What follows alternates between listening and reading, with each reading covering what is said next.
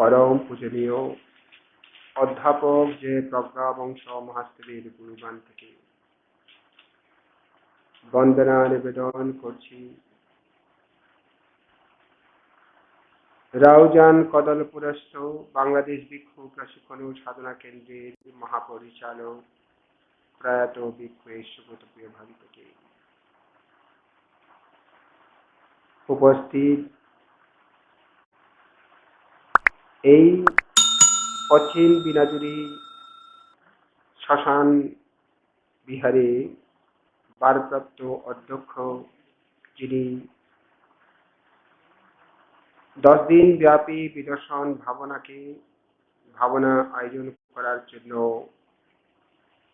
অত্যন্ত কষ্ট করেছেন, এখনো করে যাচ্ছে। স্নেহভাজন বুদ্ধরত্ন থের মহোদয়কে, আমার সুখে দুঃখের সাথী, 11 দিন ব্যাপী বিদর্শন কোর্সে সহযোগী স্নেহভাজন আলোকা বংশধর মহোদয়, আমার বাম পাশে উপবিষ্ট লোকপাল ভিক্ষু মহোদয় এবং আজকে ধ্যানে অংশগ্রহণ করার জন্য এসছেন আমার শিষ্য স্নেহভাজন সত্যরক্ষী ভিক্ষু মহোদয়, শ্রামণ সংঘ সাধক সাধিকাগণ। আমি আপনাদের প্রত্যেকের প্রতি সমভাবে আশীর্বাদ পূর্ণ দান করছি। তার সাথে এই শ্মশান পশ্চিম বিনাজুরি শ্মশান বিহারে পরিচালনা কমিটি এবং গ্রামবাসী প্রত্যেকেই মিলে যে এই ভাবনা কোর্স আয়োজন করেছেন, এই কারণে আমার ধর্মদান করার সুযোগ হয়েছে। তাই আমি কৃতজ্ঞতা বলে তাদের প্রতি মৈত্রীময় শুভ আশীর্বাদ জানাচ্ছি, পুণ্যদান করছি। যারা এখানে আর্থিকভাবে দান করেছে, কায়িকভাবে পরিশ্রম করছে, মানসিকভাবে সহযোগিতা করছে, প্রত্যেকের প্রতি সম আশীর্বাদ পুণ্যদান। দেব নাগ যক্ষ ভূতের সকল সত্যগণকেও আমার জীবনের পুণ্যরাশি দান করছি। তারা আমার এই পুণ্যরাশি গ্রহণ করে সুখের অধিকারী হোক, দুঃখ থেকে মুক্তি লাভ করো, এই কামনা করছি। আপনারা প্রত্যেকে 3 বার সাধুবাদ দিয়ে অনুমোদন করুন।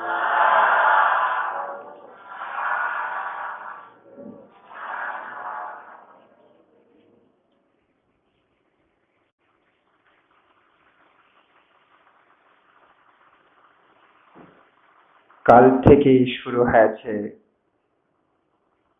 বিদর্শন ভাবনা।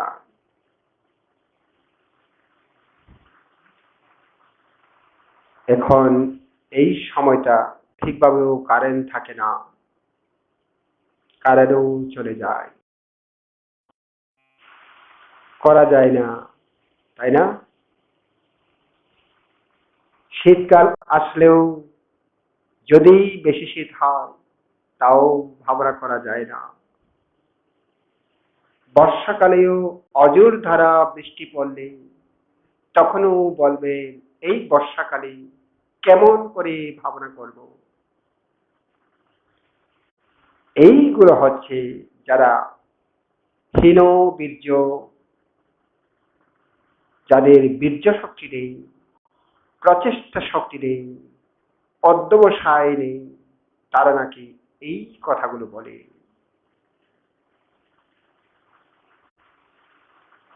এখনো রাত, এখনো সকাল হয়নি, আমি ঘুম থেকে উঠব কেন? সকাল হোক, ঘুম থেকে উঠব। সকাল হয়েছে ঠিক আছে, এখনো ভোর,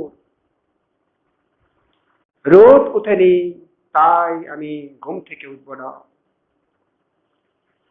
গরমকালে রাত্রে গরমে ঘুম যেতে পারেনি, সকালবেলা উঠব কি করে? শীতকালে বলে এত ঠান্ডার মধ্যে উঠে লাভটা কি? উঠবো না। বর্ষাকালে বলে অযোধ্যারা বৃষ্টি পড়ে উঠে লাভ কি? শুয়ে থাকাটাই আরাম। এইভাবে যারা করে তারা জীবনে কিছুই করতে পারে না।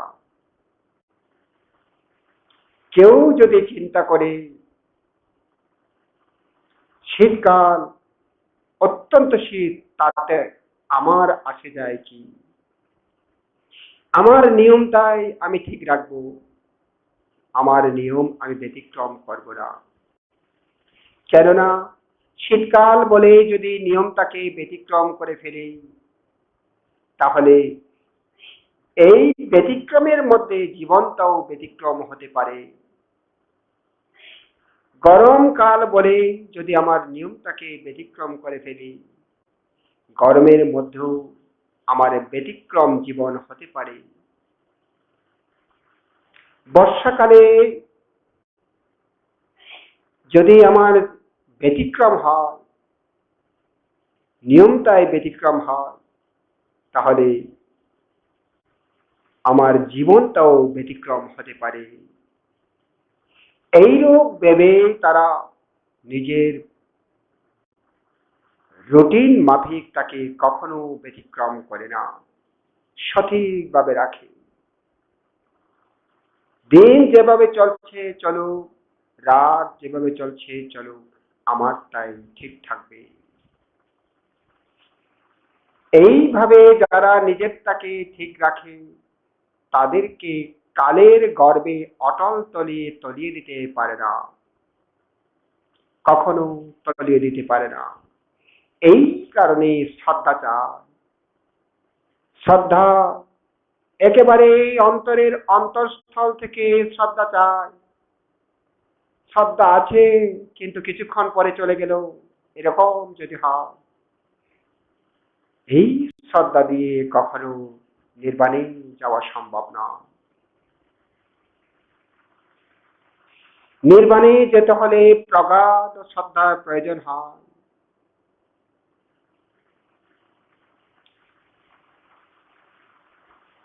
কেউ যদি বলে তুমি নির্বাণে যাবে, নির্বাণে যেতে হলে তোমাকে কিন্তু এই আগুনে দাও দাও করে জ্বলতে হবে, তাতে তুমি কি রাজি আছো? কোন ব্যক্তি যদি বলতে পারে অসুবিধা নেই, যদি এই দাও দাও করে জ্বলার আগুনে যদি জ্বলে নির্বাণ যাবে, এটাই যদি সত্যি হয়, আমি এই আগুনের মধ্যেও ঝাঁপ দিতে রাজি আছি, তাহলে তার পক্ষে নির্বাণ কখনো বাধা হয়ে দাঁড়াতে পারবে না। বুঝছেন তো? আমার কথা বুঝছেন তো? পিছনে যারা আছে আপনারা বুঝতে পারছেন তো? পিছনে যারা আছে তারা বুঝতে পারছেন? হ্যাঁ। এই কারণে শ্রদ্ধা প্রচুর প্রয়োজন।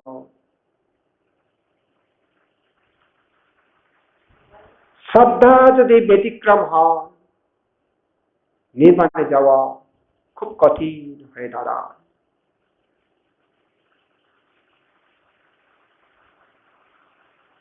একটি ঘন্টা বসে থাকা অত্যন্ত কষ্টকর, তাই না? ব্যথা হয়ে যাও। কয়বার লড়াচড়া করতে হয়? সমন কতবার? গণা নাই, কেমন? এবার গণবে কেমন? এবার গণবে কতবার? কতবার নড়েছি, কতবার চড়েছি, এবার গণবে কেমন? ঠিক আছে? গণতে পারবে? হ্যাঁ হ্যাঁ, গুনতে হবে কতবার হয়েছে। কেন গুনবো জানেন? গুনলে এতবার হয়েছে যদি জানি, তারপর বারে চেষ্টা করেন আমি যেন একবার কম হলেও নাড়াচাড়া করতে পারি। তারপর বারে চিন্তা করতে পারে আমি এবার কিন্তু আরো একবার কম করে নাড়াচাড়া করব, তাই না? পারবে? পারবে না? ওহ, নাম কি? হ্যাঁ, নন্দপ্রিয় শ্রামণ সাংমা মারমা। হ্যাঁ, শক্তি থাকতে হবে, বুঝছো? পারবো না বলে তো পারা যাবে না, নির্বাণ যেতে পারবে না। সুখ পেতে চাও? সুখ পেতে চাও নাকি দুঃখ পেতে চাও? হ্যাঁ, সুখ লাগবে নাকি দুঃখ লাগবে? শ্রামণ, hả? Rồi mẹ ơi, được khoác hành khang đâu, xúc khoác hành khang đâu, xúc khoác đã khang đâu, được khoác đã khang đâu, xúc khoác đã khang đây, xúc khoác đã khang cái আঠু রাখো কালো, ধোকা খাই না বো। দুঃখ ছাড়া সুখ লাভ করা যায় না। দুঃখ আমাকে কি সুখ আমরা কালো, এই চাম থেকে চামতে কালো, চাগো আমথু চুকি চামতে, terago আমথু চুকি tramara কালো, না দিলো, ওই ada merma suli suli merma, eh? Ada susu ini merma, suli merma, ada suli merma, suli merma, cia, ngat kagu nari no, terago rakhangi, aturapu, dokwa khangeli, sirapu, oh, terapu kisi dokwa khangeli, nasurapu, kalau, terapu kisi dokwa khangja. ধর্মকে পেতে হলে, সুখটাকে পেতে হলে একটু কষ্ট করতে হয়। কেউ যদি কষ্টকে ভয় করে, সেই কখনো কষ্টকে লাঘব করা তার পক্ষে সম্ভব নয়। আমাদের মাস্টার আছে, এখানে মাস্টার আছে,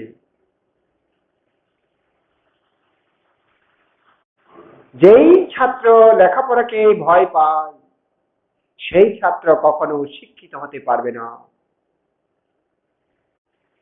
লেখাপড়া করতে অনেক কষ্ট, তাই না?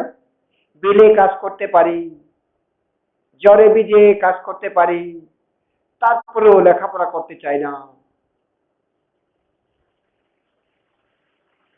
এরকম হয় না ছেলেরা? এরকম হয়। লেখাপড়ার সময় সে কাজ দিলে সে খুশি হয়, লেখাপড়ার সময় তো, কিন্তু কাজ দিলে খুশি হয়। কাজ করব, কারণ কাজ করলে লেখাপড়া করতে হবে না। এই ভাবনার সময় যদি এখন সম্বন্ধকে বসিয়ে দিয়েছে, তারা মন চায় না, যদিও বা বলছে উৎসাহের সাথে আসছি আমরা, তারা কিন্তু মন চায় না। বুদ্ধরত্ন বানতে, তাদের গুরু বানতে এখন এই তুই তুই তুই বলিয়া বয়ন করিব, বাধ্য হয়ে বসতে হয়েছে না? বাধ্য হয়ে বসতে হয়েছে, না বসলে পিটা দেব, কেমন? তাই বসতে হয়েছে। দেখুন, একদিকে বলবেন কি, না বসলে পিটা দেব, এটা কেমন কথা?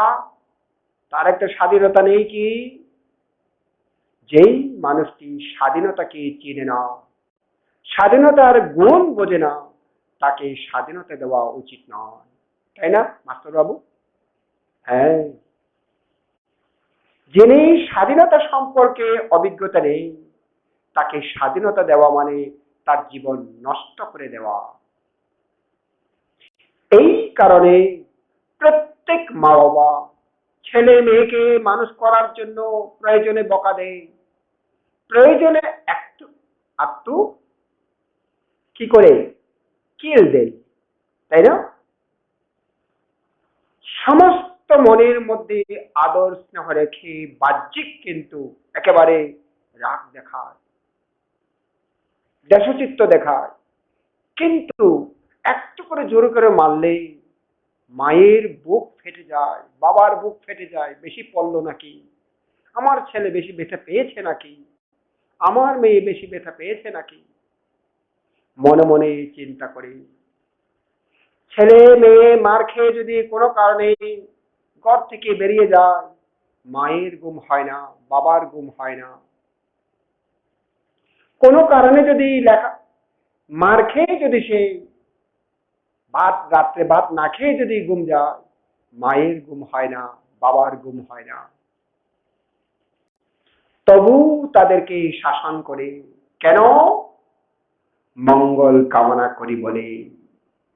মঙ্গল কামনা করি শাসন করতে হয়। আজকে এখানে ছোট্ট শ্রমণের নাম কি? নন্দপ্রিয় শ্রমণ। নৈন্দা পিয়া কুয়া, রত্নপ্রিয় রাতনা পিয়া, জ্যোতি রত্ন। তোর নাম কি? শুভ, হ্যাঁ, সুমঙ্গল, সুমঙ্গলা, হ্যাঁ হ্যাঁ, জয় জয় রত্নাশ্রমণ। ঠিক তাদের এখন এখানে মাও নেই, বাবাও নেই। বিহারাধ্যক্ষ বুদ্ধরত্নই তাদের মা বাবা। মায়ের দায়িত্ব পালন করছে, বাবার দায়িত্ব পালন করছে। তাদের মঙ্গলের জন্য, তাদের কল্যাণের জন্য, তাদেরকে একটু শান্ত করার জন্য ভাবনাও জোর করে বসিয়ে দিয়েছে। তারা মনে মনে চিন্তা করবে, হ্যাঁ আমাকে পাইছে ভাবনা করানোর জন্য, আর কাউকে পায়নি। ভাঙতে আমাকে দেখতে পারে না, আমাকে ভাবনা করতে দিছে, অন্যগুলোকে ভাবনা করতে দেয় না। মনের মধ্যে গুলো আসছে না? আসে না? আসছে আসছে, হয়তো বলছে না আর কি, মনে মনে আসছে। হ্যাঁ, ওই উনি উনি করে না, ওনাকে ভাবনা করতে বলে না, আমাকে ভাবনা করতে বলছে। এটা কেমন কথা? ভাঙতে আমাকে দেখতে পারে না। প্রকৃতপক্ষে সেটা নয়। ভান্তে অসম্ভব অসম্ভব দেখতে পারে বলেই ভাবনা করতে দিয়েছে, বুঝেছো? হ্যাঁ, কষ্ট করতে দিয়েছে। তুই কষ্ট কর, কষ্ট করলে কি লাভ পাবে? কৃষ্ট পাবে। কেমন? হ্যাঁ, কষ্ট করলে কৃষ্ট পায়, লাভ হয় আর কি। হ্যাঁ, লাভ হয়। এই কারণে এখানেও আগে শ্রদ্ধা ছিল না, এখন শ্রদ্ধা উৎপন্ন করতে হবে। কেমন? হ্যাঁ, আগে শ্রদ্ধা ছিল না, এখন শ্রদ্ধা উৎপন্ন করতে হবে। কিরূপে? ওই ছোট্ট শ্রমণ, ছোট্ট শ্রমণকে বড় মানতে, গুরু মানতে বলছে, হে শ্রমণ, বিহারের উঠান ঝাড়ু দাও। একবার বলছে, শ্রমণ করছে না। দুইবার বলছে, করছে না। তিনবারের মধ্যে একেবারে কান ধরে, হেই কান মলাই, হেই তোকে বললাম না ঝাড়ু দাও। এখন বাধ্য হয়ে কান চোখের পানি ফেলে ফেলে উঠান ঝাড়ু দিল। উঠান ঝাড়ু দিয়ে পরিষ্কার করলো। তখন একেবারে উঠান পরিষ্কার পরিচ্ছন্ন যখন হয়ে গেছে, শ্রমণ চিন্তা করছে, এত সুন্দর লাগে, এত ভালো লাগছে, আমি যদি উঠান ঝাড়ু না দিতাম আমারও তো ভালো লাগতো না। কিন্তু এখন উঠান ঝাড়ু দিয়ে আমার খুবই ভালো লাগছে, কারণ পরিষ্কার হয়ে গেছে, আমার মনও পরিষ্কার হলো। ঝাড়ু দিয়ে এখন শ্রমণে স্নান করার জন্য নদীর ধারে চলে গেলে। নদী অনেক বড়। সেই নদীতে একটার পর একটা ছোট ছোট ঢেউ আসছে। এই ঢেউ দেখে শ্রমণ চিন্তা করছে, ঢেউর মধ্যে কোনো থামাথামি নেই। এখানে ভাগ করা যায় না, এটা প্রথম ঢেউ, দ্বিতীয় ঢেউ, তৃতীয় ঢেউ ভাগ করা যায় না। একটা শেষ হতে না হতে আরেকটা ঢেউ এসে লাগে পাড়ের মধ্যে। হে সত্যি, আমি প্রথমে উঠান, বিহারের উঠান ঝাড়ু দিতে চাইনি। ভান্তে জোর করার কারণে আমি উঠান ঝাড়ু দিয়েছি, কিন্তু ঝাড়ু দেওয়ার পর আমার খুব ভালো লেগেছে। আমার মন পবিত্র, পরিশুদ্ধ হয়ে গেছে, অন্তরে শান্তি বাতাবরণ সৃষ্টি হয়েছে,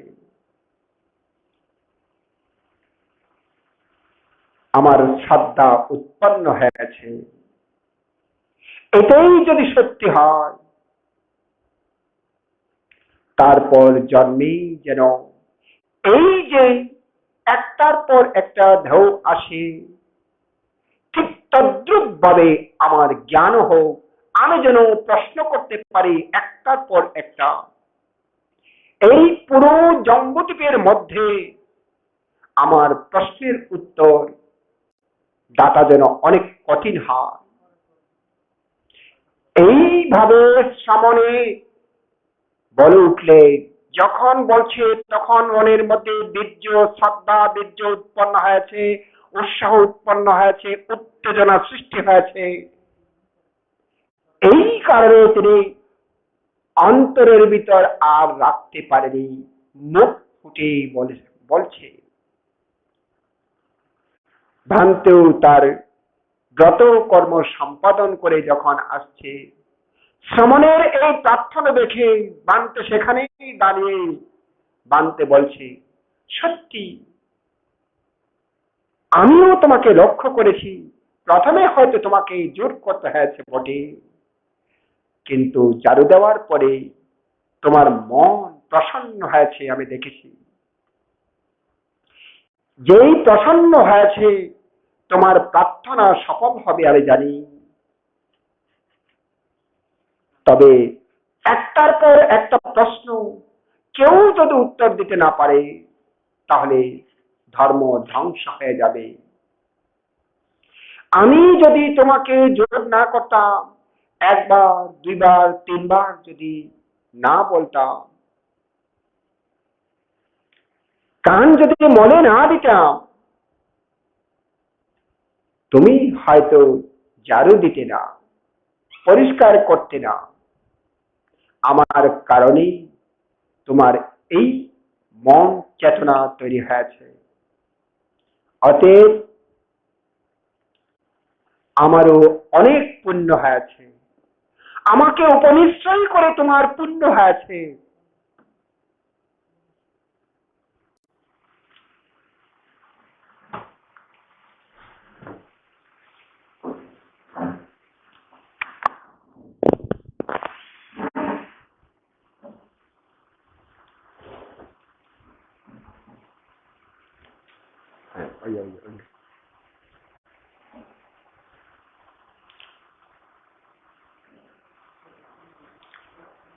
আমার উপনিশ্চয় ছাড়া তোমার হতো না। তাই আমিও প্রার্থনা করছি পুণ্যের কাছে, তোমার সমস্ত প্রশ্নের উত্তর যেন আমি দিতে পারি।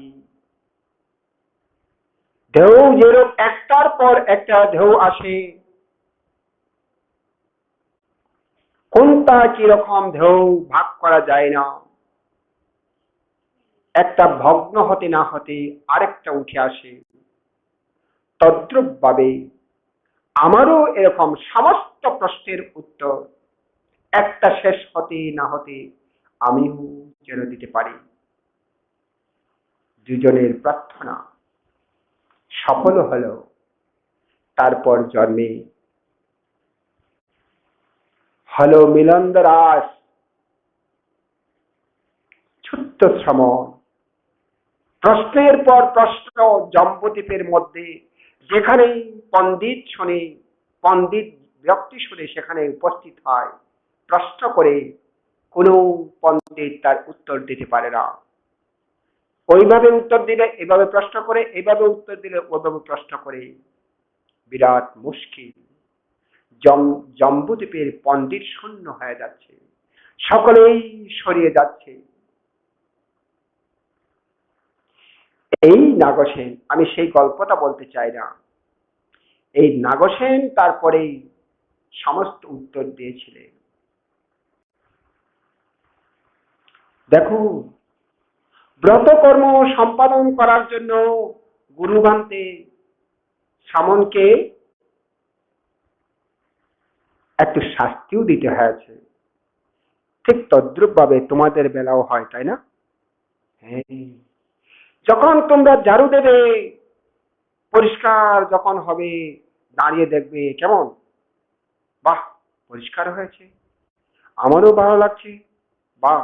বান্ত যদি আমাকে ডাক না দিত, একটা যদি পিঠে কিছু না দিত, আমি হয়তো করতাম না। আমি করেছি বলে এখন পরিষ্কার হয়েছে, আমারও ভালো লাগছে। অনেক ভিক্ষু সংঘ এখানে আসবে, অনেক উপাসক উপাসিকাগণ এখানে আসবে বুদ্ধকে বর্ণনা করার জন্য, বিহারকে দেখার জন্য, বিহার প্রাঙ্গণ ঘুরিয়ে দেখবে, তখন তাদের মনও প্রসন্ন হবে। আমি যারও দিয়েছি বলে অনেক জনের মন প্রসন্নতা উৎপন্ন করতে পেরেছি, অনেক জনের আনন্দ তৈরি করতে পেরেছি, এরূপ ভাববে কেমন।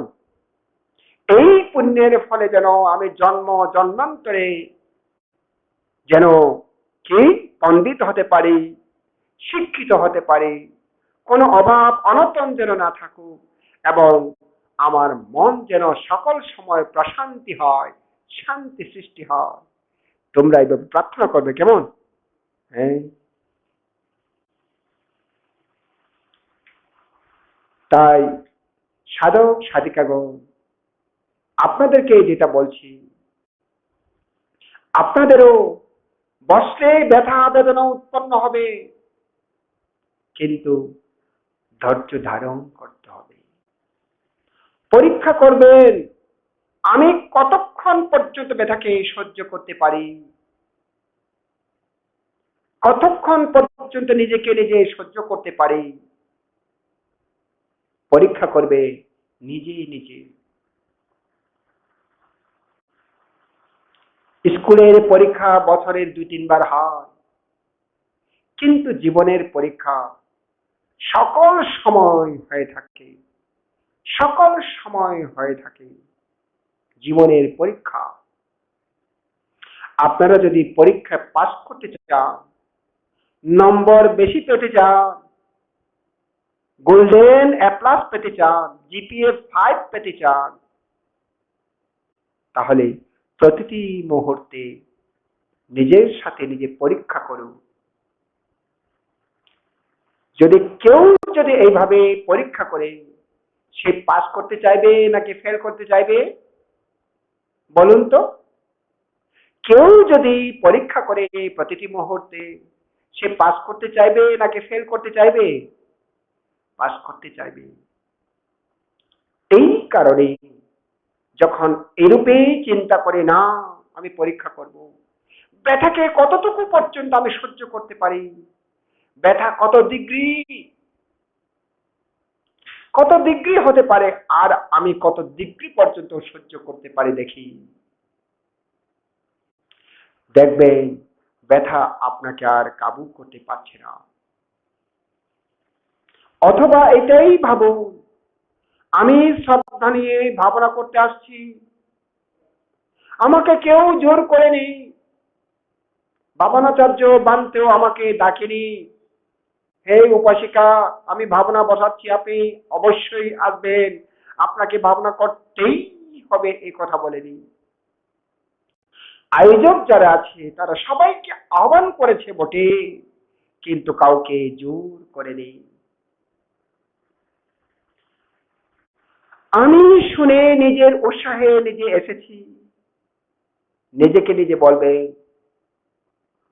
আমি রেবা চৌধুরীকে চিনি, তাই বলবো আর কি। রেবা চৌধুরী বারবার প্রশ্ন করতে হবে, হে রেবা চৌধুরী, তুমি কি নিজে নিজে আসছো নাকি তারা জোর করেছে আসার জন্য? রেবা চৌধুরী উত্তর দেবে। প্রশ্ন করছে রেবা চৌধুরী, উত্তর দেবে রেবা চৌধুরী, আমি নিজে নিজে আসছি, কেউ আমাকে জোর করেনি। নিজে নিজে যখন আসছো, তুমি এখন ভাবনাকারী। ভাবনাকারী ভাবনা করবে নাকি শুধু গল্প গুজব করে সময় কাটবে? নিশ্চয়ই রেবা চৌধুরী উত্তর দেবে, আমি ভাবনা করতে এসেছি, গল্প করে সময় কাটার জন্য আসেনি। অতি উৎসাহিত হয়ে তুমি বসছে, হে রেবা চৌধুরী, এখন তো ব্যথা বেদনায় তুমি নিজেই কাবু হয়ে গেছো। সত্যি কি তুমি ব্যথার কাছে পরাজিত হবে নাকি বিজয়ী হবে? নিশ্চয়ই রেবা চৌধুরী উত্তর দেবে, না, আমি বিজয়ী হতে চাই, পরাজিত হতে চাই না আমি। এইরূপ ভাবে প্রত্যেক জানি নিজেকে নিজে প্রশ্ন করুন মাঝে মধ্যে। নড়তে চড়তে ইচ্ছা করে যখন আরাম করে বসি, ভালো লাগছে, দেখা যাচ্ছে ব্যথা বেদনা না থাকলেও দেখতে পাচ্ছি এখানে কি যেন চুলকাচ্ছে, হাত দিয়ে চুলকালে কেমন, এইদিকে হাত দিয়ে চুলকাইয়ে হাতটা যেই মাত্র রাখলে সাথে সাথে এদিকে চুলকাচ্ছে, এইদিকে চুলকাই যখন হাতটা রাখলেন এখানে চুলকাচ্ছে, এদিকে চুলকাই হাতটা যখন রাখলেন এখানে মাথায় চুলকাচ্ছে। আপনার চুলকানো শেষ হবে না। তখন কি করবেন?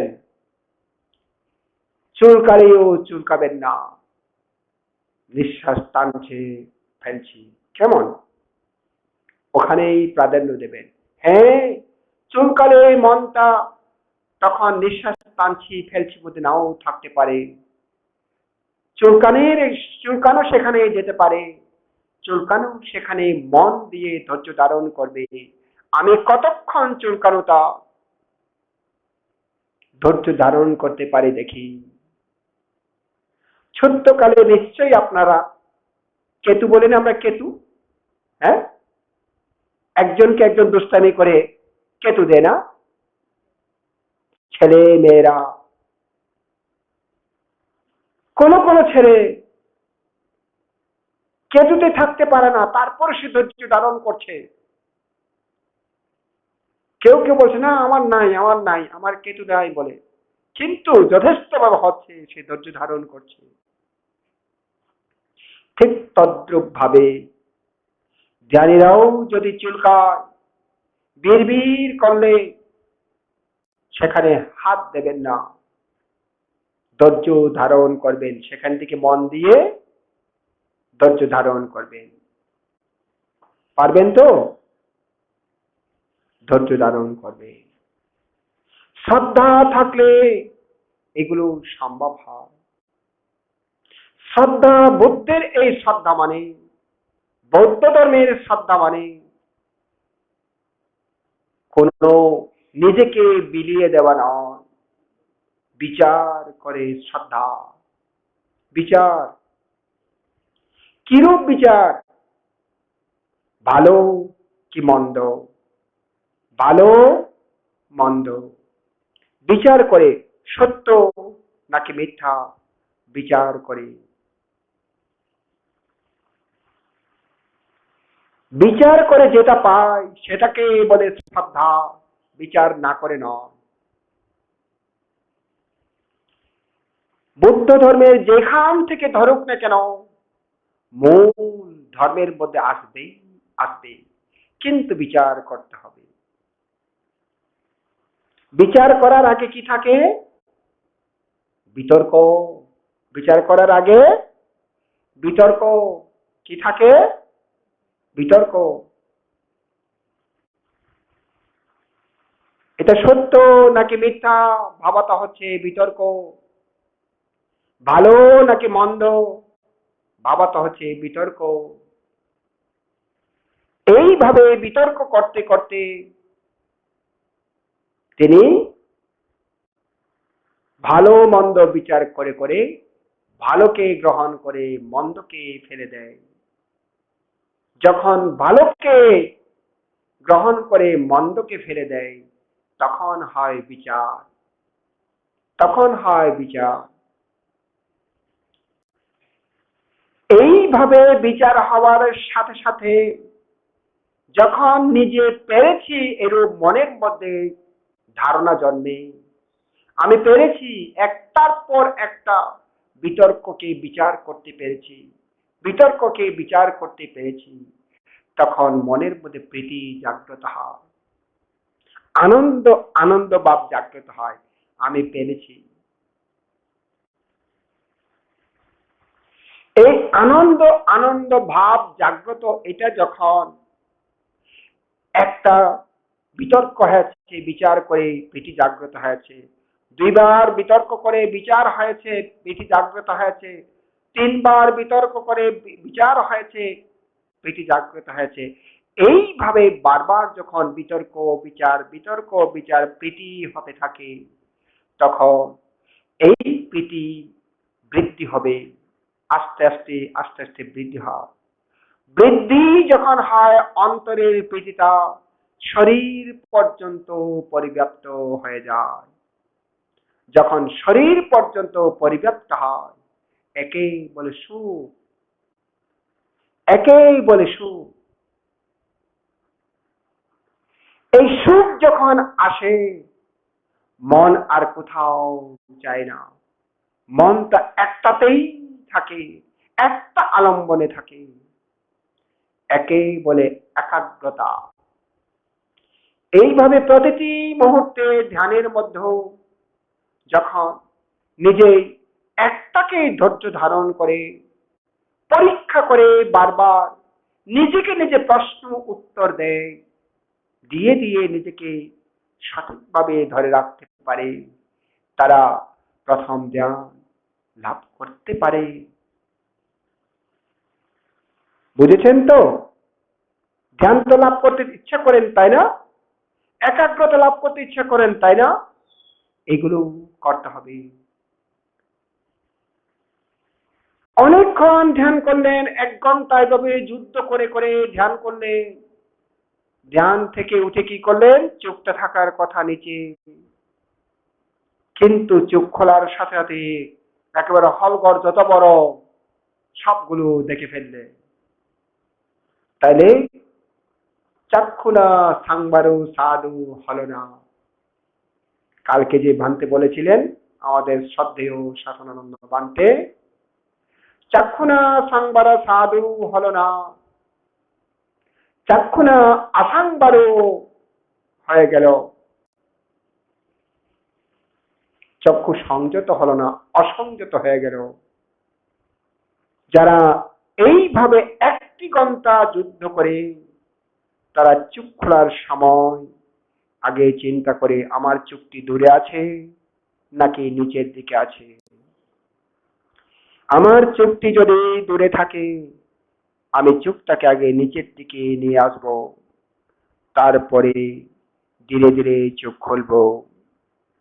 সংযতভাবে চোখ খোলে আস্তে করে, আগে এইভাবে ছপ করে করব না, আস্তে করে ডান হাতটা সরিয়ে নেই, তারপর বাম হাতটা সরিয়ে নেই, পাতা আস্তে করে সরিয়ে নেই, খুব সাবধানের সাথে বসা থেকে উঠছি, কারো দিকে তাকাচ্ছি না, উঠেই তারপরে চংক্রমণ শুরু করে দিলাম। এটাই হচ্ছে কায়েনা সাংবারো সাধু। কালকে আমাদের বান্তে বলেছিলেন, কায় বাক্য যদি সংযত হয়, কথা যদি না বলি, কায় বাক্য যদি সংযত হয়, মনও সংযত হয় ধীরে ধীরে। কেননা মনের খোরাক হচ্ছে কায়ের দ্বারা, বাক্যের দ্বারা। এই কারণে কায় বাক্য দুদিকেই যদি সংযত করে, মন সংযত হতে বাধ্য হয়। আর মন যদি সংযত হয়, কায় বাক্য অসংযত আর কখনো হয় না,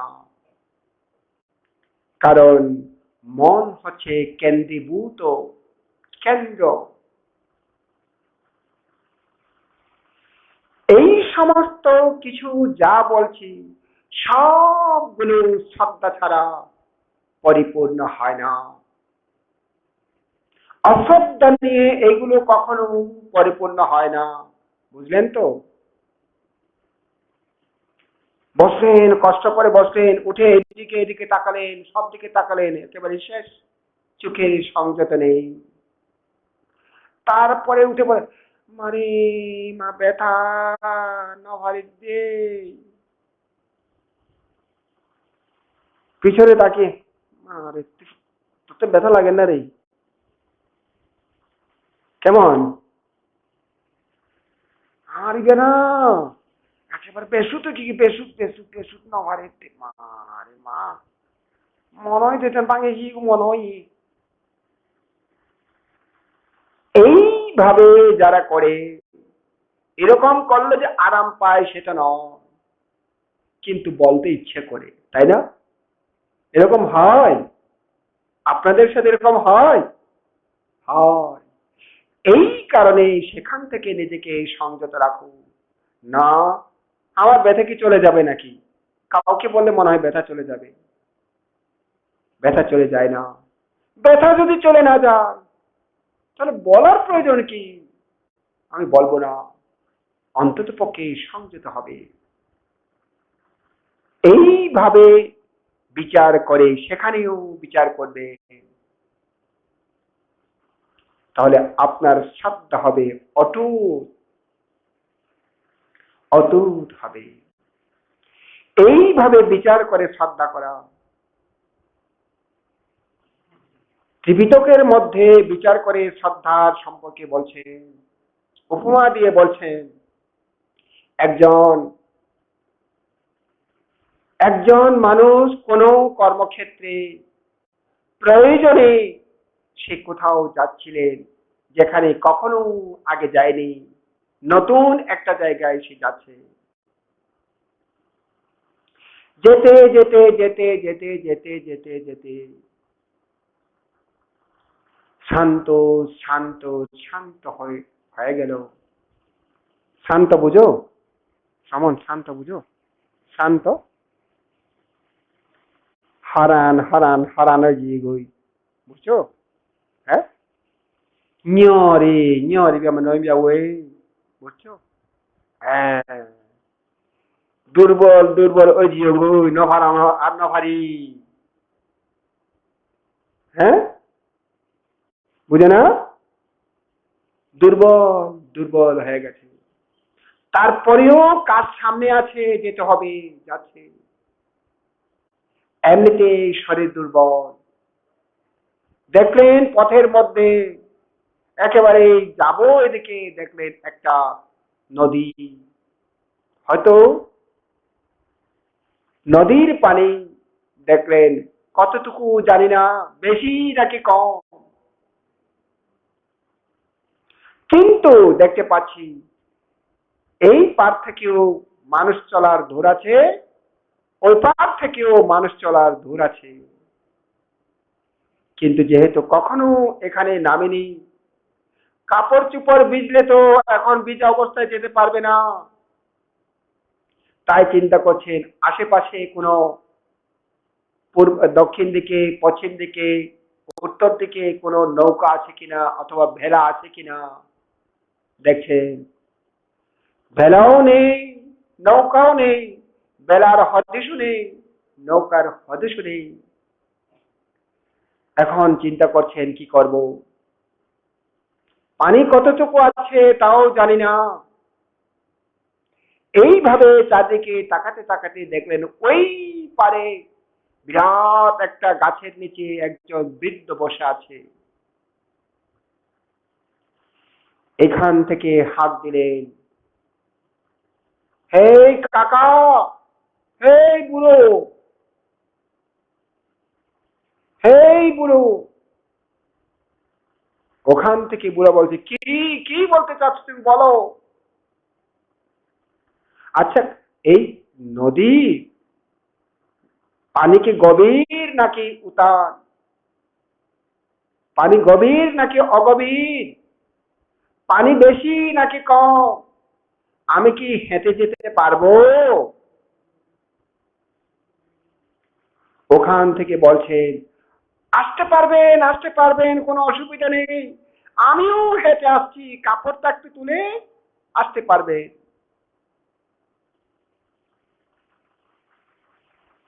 এই মানুষটি চিন্তা করছে, বুড়ো মানুষ সত্যিও বলতে পারে। কোনো কোনো বুড়ো মানুষ থাকে একটু দুষ্ট, মিথ্যাও বলতে পারে। তবু তার কথা আমি ফেলেও দেব না, সরাসরি গ্রহণও করব না। দেখি আমিও পরীক্ষা করে করে যাই।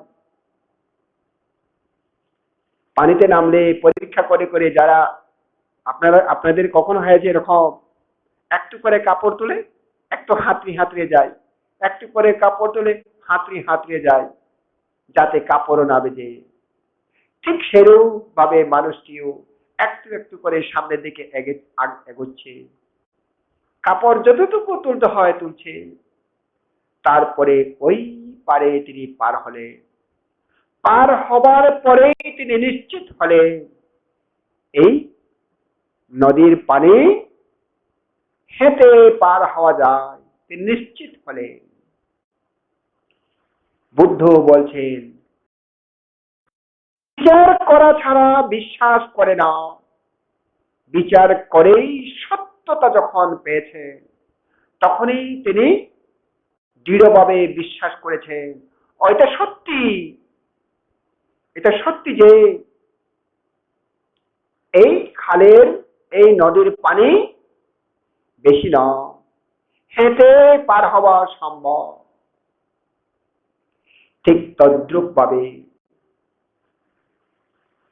কেউ যদি বলে, ওই যে ওখানে একজন অরথ হয়েছে, আমরা কি করি? দৌড় দিই, তাই না? বিচার করি না। ওই বুদ্ধ উঠেছে, দৌড় দিই। তারপরে কোথায়? ওটা শিশু বুদ্ধ, চলো চলো শিশু বুদ্ধকে পূজা করব। কেউ কেউ যায়, চলো চলো বুড়া গোয়াইকে বুদ্ধ পূজা করব, চলো চলো পাগলা গোয়াইকে পূজা করব। কেমন? তারপরে বলে, ওই বুদ্ধটা জীবন্ত বুদ্ধ। ওই, তাহলে অন্যগুলো বুদ্ধ কি? মরা বুদ্ধ না? একটা জীবন্ত বুদ্ধ যদি হয়, অন্যগুলো কি হবে? মরা বুদ্ধ। তাই নাকি? বুদ্ধ মরে। দেখো, বিচার না করে দৌড় দেয়, ভালো কথা। অরহতের কাছে দৌড় দিলেন। আপনি কি অরহতে পেরেছেন? ধর্ম শ্রবণ করে অরহত্ব লাভ করতে পেরেছেন? সেই প্রতিষ্ঠাটা তো করা হয়নি। যদি সেই প্রতিষ্ঠা করা হয়, তাহলে বনবান্তে এখন নেই। তিনি জীবিত থাকতে এই রাউজান এলাকা থেকে মানুষ গেলে নাকি বলে, এই ছোড়া শান্ত রক্ষিত বানতে আগে, শান্ত রক্ষিত বানতে সে জিও। দেখো, তিনি শান্ত রক্ষিত বানতে দেখিয়ে দিচ্ছে। পরে ভানতে বলছেন, একদিন ভানতে বলছেন, এই থারা ব্যাগ গুলে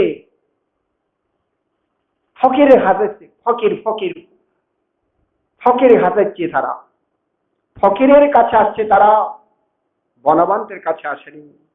ফকির, ফকিরের কাছে আসছে। কারণ সবাই বলে, বড়ুয়ারা বলে তো, বা বানতে আজকে এত সুন্দর দেশনা করেছে না, এতই ভালো লেগেছে, মধুর লেগেছে। আচ্ছা, বানতে কি বলেছে এটা তো বেশি মনেও নেই, আর বানতে চাকমা কথা বলে তো বুঝতেও পারেনি। আগে বলছে কি, অনেক সুন্দর হয়েছে দেশনা, কি ঘোষণা করেছে কিন্তু আর জানি না। তখন বলে ভাষা বুঝি না, তাই না? এইভাবে আমরা দূরেও নিজের জীবনকে সার্থক করতে পারবো না। এই কারণে বুদ্ধ বলছে আত্মা সারানা আনান্যা সারানা, নিজেকে স্মরণ, নিজের নিজের প্রতি আশ্রয় লওয়ার মতো শ্রেষ্ঠ আশ্রয় আর নেই। এই নিজেকে আশ্রয় কিভাবে নিচ্ছেন? এইভাবে নিঃশ্বাস টানলে টানছি, ছাড়লে ছাড়ছি, টানলে টানছি মনে রাখছি, তাই না? ছাড়লে ছাড়ছি বলে মনে রাখছি, টানলে টানছি বলে মনে রাখছি, ছাড়লে ছাড়ছি বলে মনে রাখছি।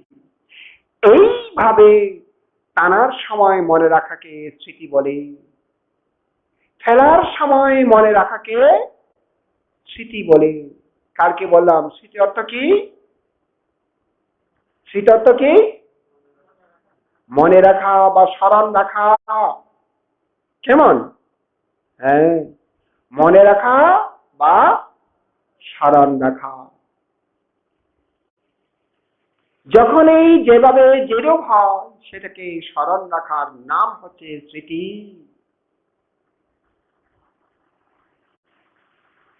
এইভাবে স্মৃতি রাখতে হয়। আমাদের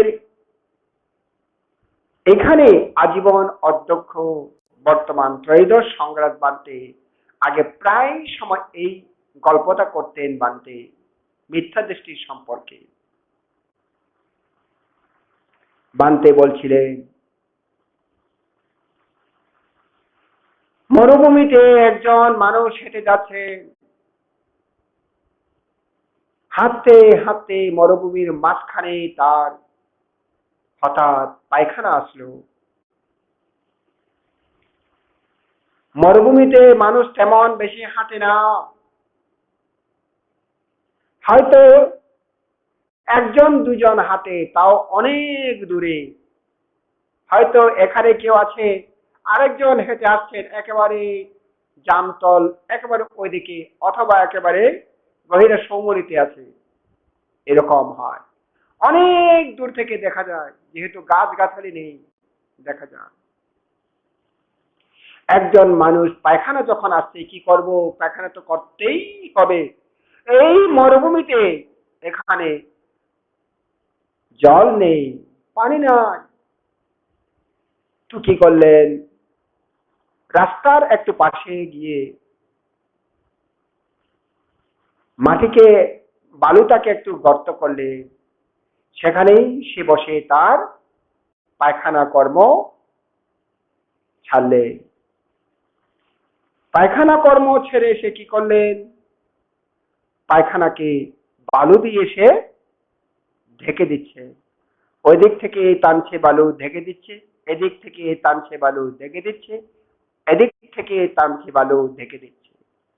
এইভাবে ঢাকার পরে চিন্তা করছে গন্ধ আসতেই পারে, যাতে মানুষ গন্ধ না পায়।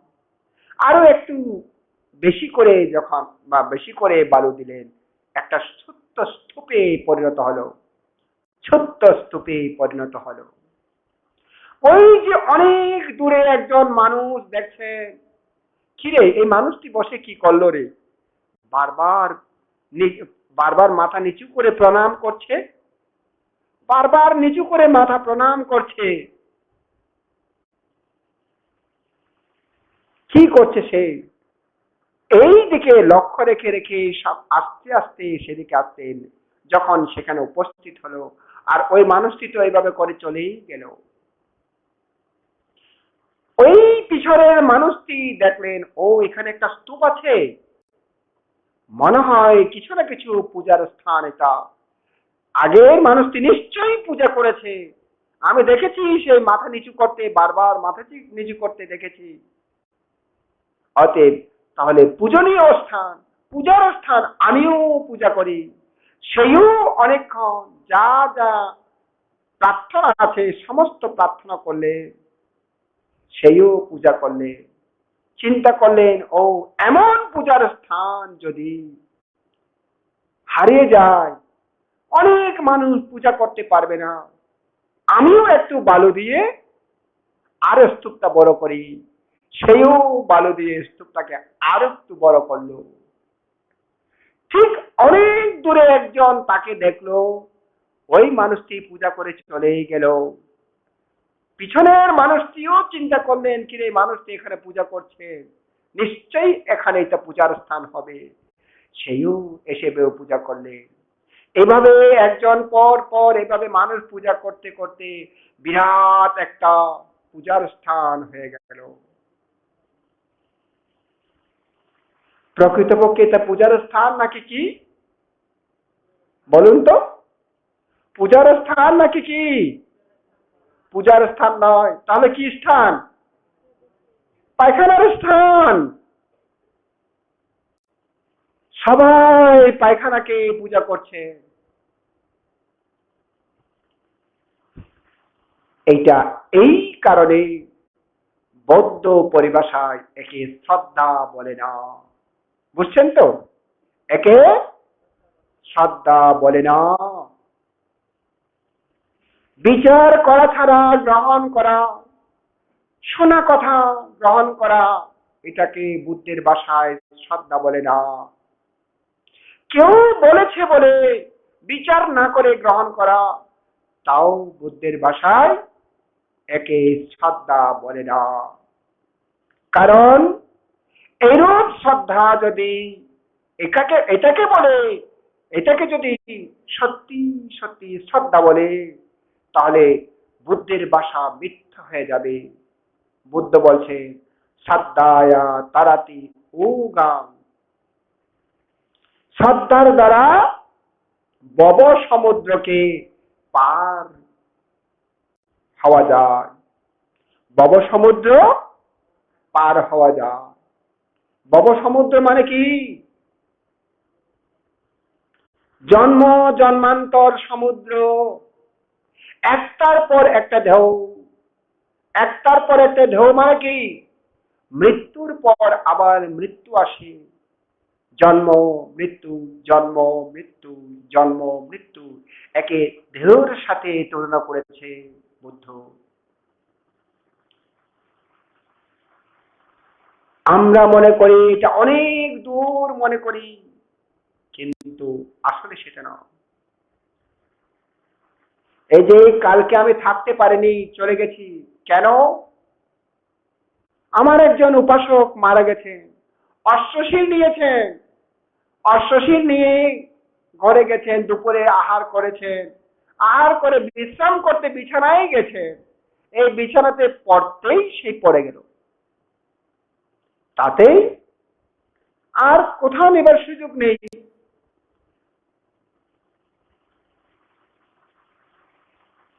সেখানেই চলে গেলেন। আজ আজকেই তার সঙ্গদান। এই কারণে বাধ্য হয়ে যেতে হয়েছে। কেননা এই উপাসক শুধু নয়, তাদের পুরো পরিবার ভিক্ষু সঙ্গের সুখে সুখী, ভিক্ষু সঙ্গের দুঃখে দুঃখী। এই পুরো সঙ্গদানের জিনিসপত্র কিনেছে, বলছে প্রত্যেক কিছু যেন বড়বান্তের সাথে আলোচনা করে জিনিসগুলো কিনে। বড়বান্তে কি বলে দেখেন, বড়বান্তে যাই বলে সেভাবে করো। আমরা তো অনেকে বলি না, আমি দান করছি মার মতন করছি, কিনলে বড়বান্তে লাগাতে বান্তে কি ভাই রে, আত্মা ইচ্ছেই আমি দান করছি, যেদিকে মনে হয় দিকে বান্তা খাইলে এখন মুখালে নাই। কেমন এরূপ বলি না? না বললেও মনে মনে হলেও বলি।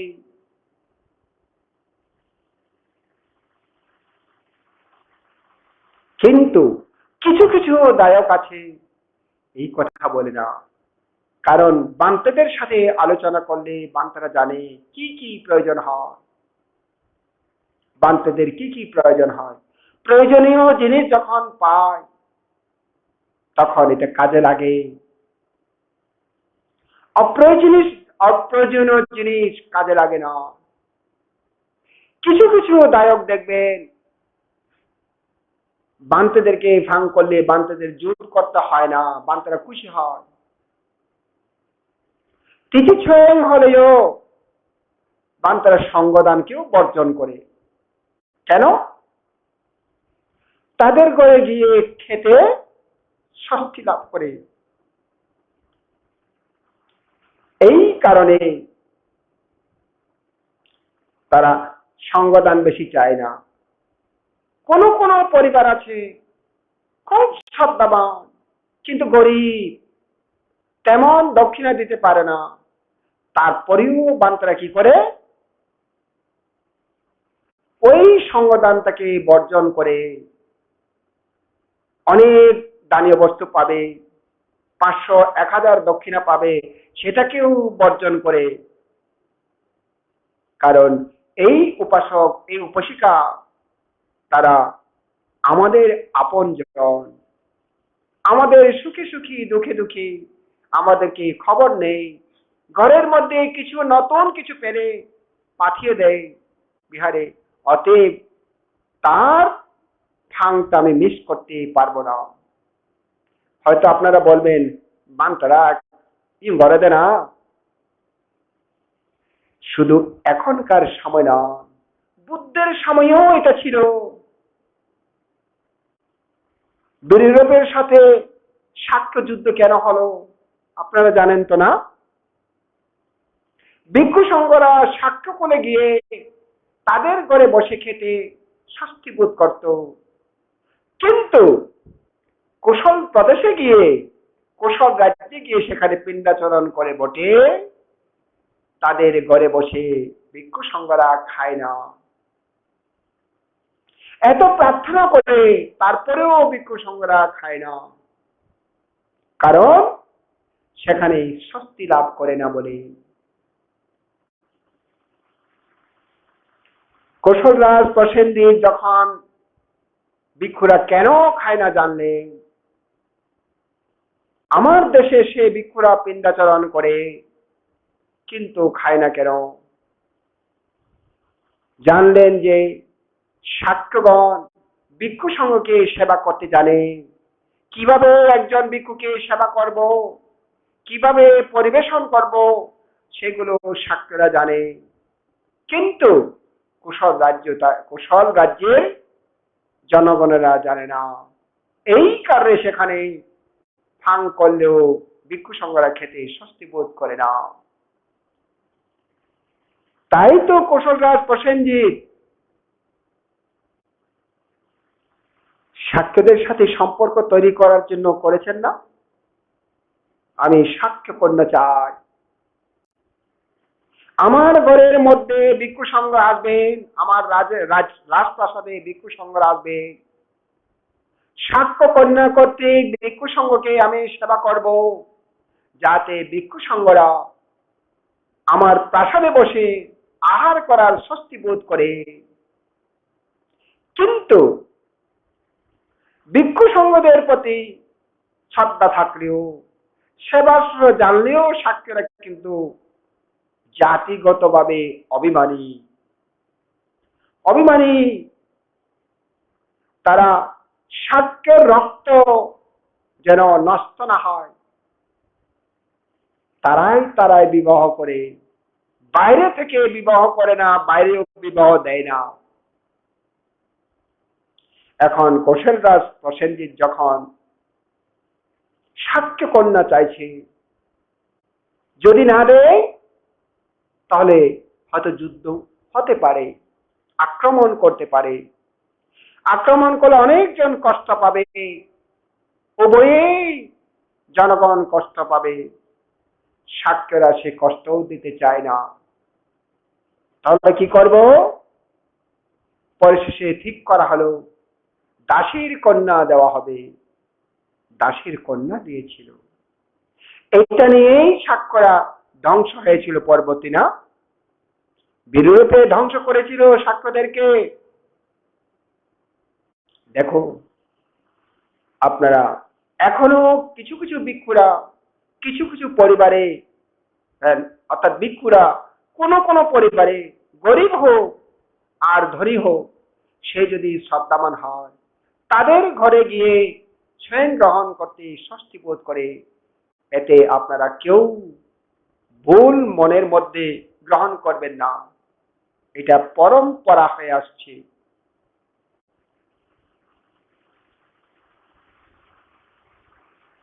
এই কারণে আমি কালকেই চলে গেছি উপাসককে তাদের পরিবারকে মন রক্ষার জন্য। আমি এই কথাটা তুলেছি এই কারণে যে জীবনের কোনো নিশ্চয়তা নেই। জন্মের সময় একটা ক্রমিক আছে, কি বড়, মেজ, সেজ, তারপর কি ছোট, আরো যদি থাকে, হ্যাঁ, বড়, মেজ, সেজ, ছোট, আরো যদি থাকে কি হবে? হ্যাঁ, বড়, মেজ, সেজ, ছোট, চারজন না, যদি পাঁচজন থাকে ও আর কি হবেন গো পাঁচজন তাইলে? হ্যাঁ, খুলু ছয়জন থাকে। আচ্ছা যাক, একটা ক্রমিক আছে, 1, 2, 3, অর্থাৎ আমার আগে তিনি জন্মগ্রহণ করেছেন, তারপরে আমি জন্মগ্রহণ করেছি, তারপর আমার ছোটটা জন্মগ্রহণ করেছে, তারপর ওর ছোটটা জন্মগ্রহণ করেছে, তারপর আরো ওর ছোটটা জন্মগ্রহণ করেছে। একটা ক্রমিক আছে না? কিন্তু দেখবেন মৃত্যুর সময় কোনো ক্রমিক নেই। কখন কে মারা যায় সেটা কোনো ক্রমিক নেই। আগে জন্মগ্রহণ করেছি বলে আগে মরতে হবে এমনও হয় না। পরে জন্মগ্রহণ করেছি বলে পরে মরবো এটাও হয় না। অনেক ক্ষেত্রে দেখা যায় সবার ছোটটি আগেই মারা গেছে, অথবা মেজটি মারা গেছে, এরকম হয়, তাই না? মৃত্যুর সময় ক্রমিক থাকে না। জন্মের সময় ক্রমিক থাকে বটে, কিন্তু মৃত্যুর সময় ক্রমিক থাকে না।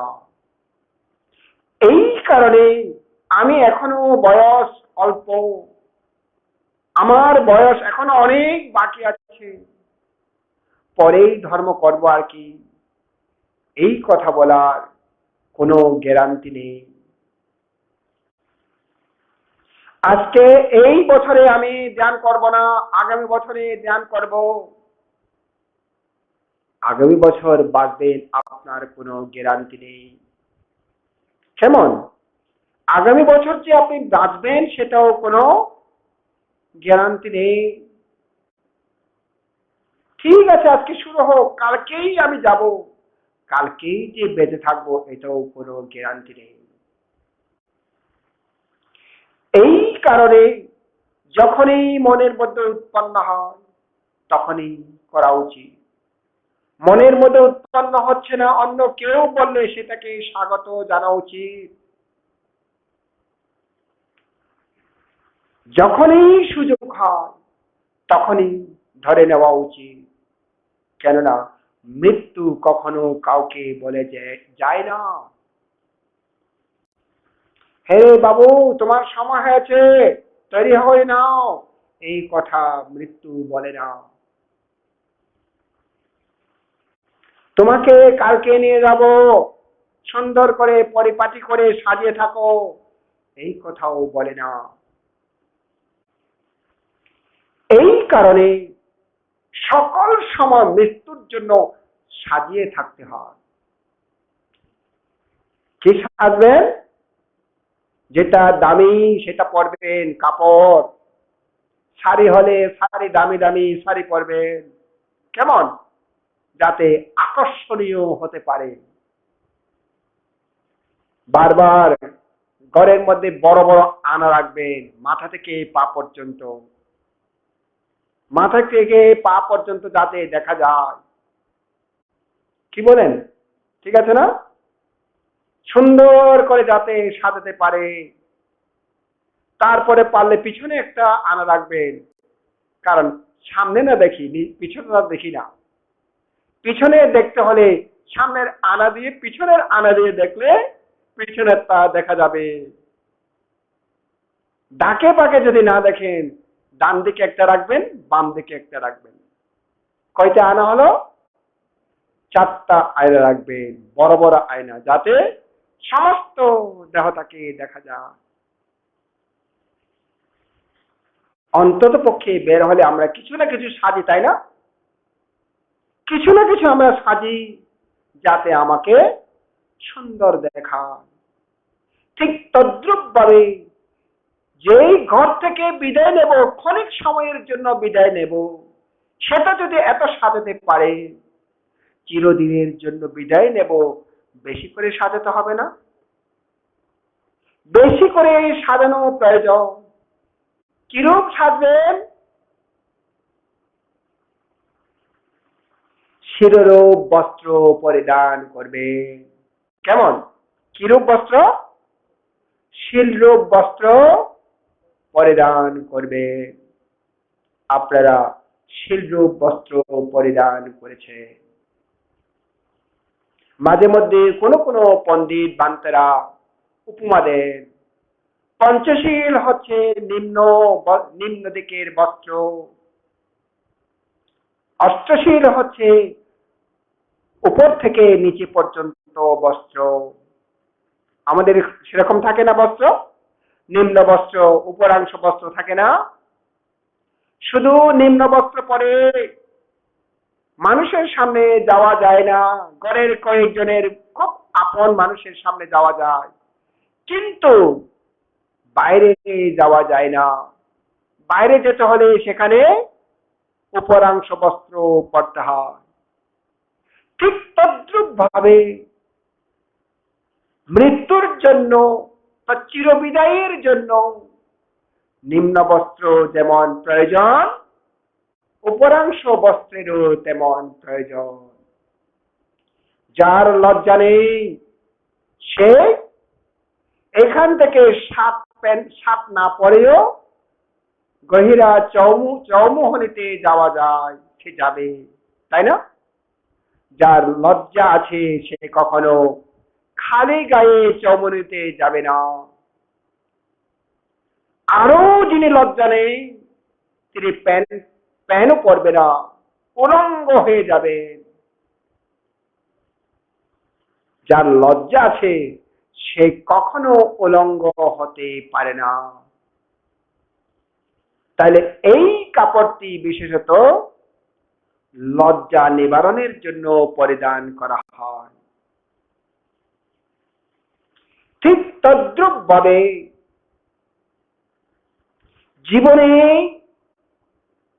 একটা শ্রেষ্ঠ জন্মগ্রহণ করেছি মনুষ্য ভূমিতে। পিছনে এই লাইটগুলো দেন না, পিছনে লাইটগুলো দেন। অন্ধকার হয়ে গেছে, পিছনে যারা আছে তাদেরকে আমি দেখতে পাচ্ছি না।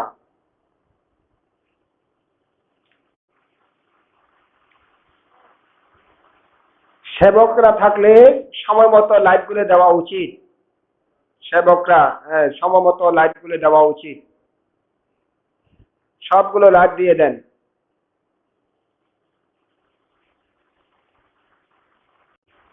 সবগুলো দিয়ে দেন।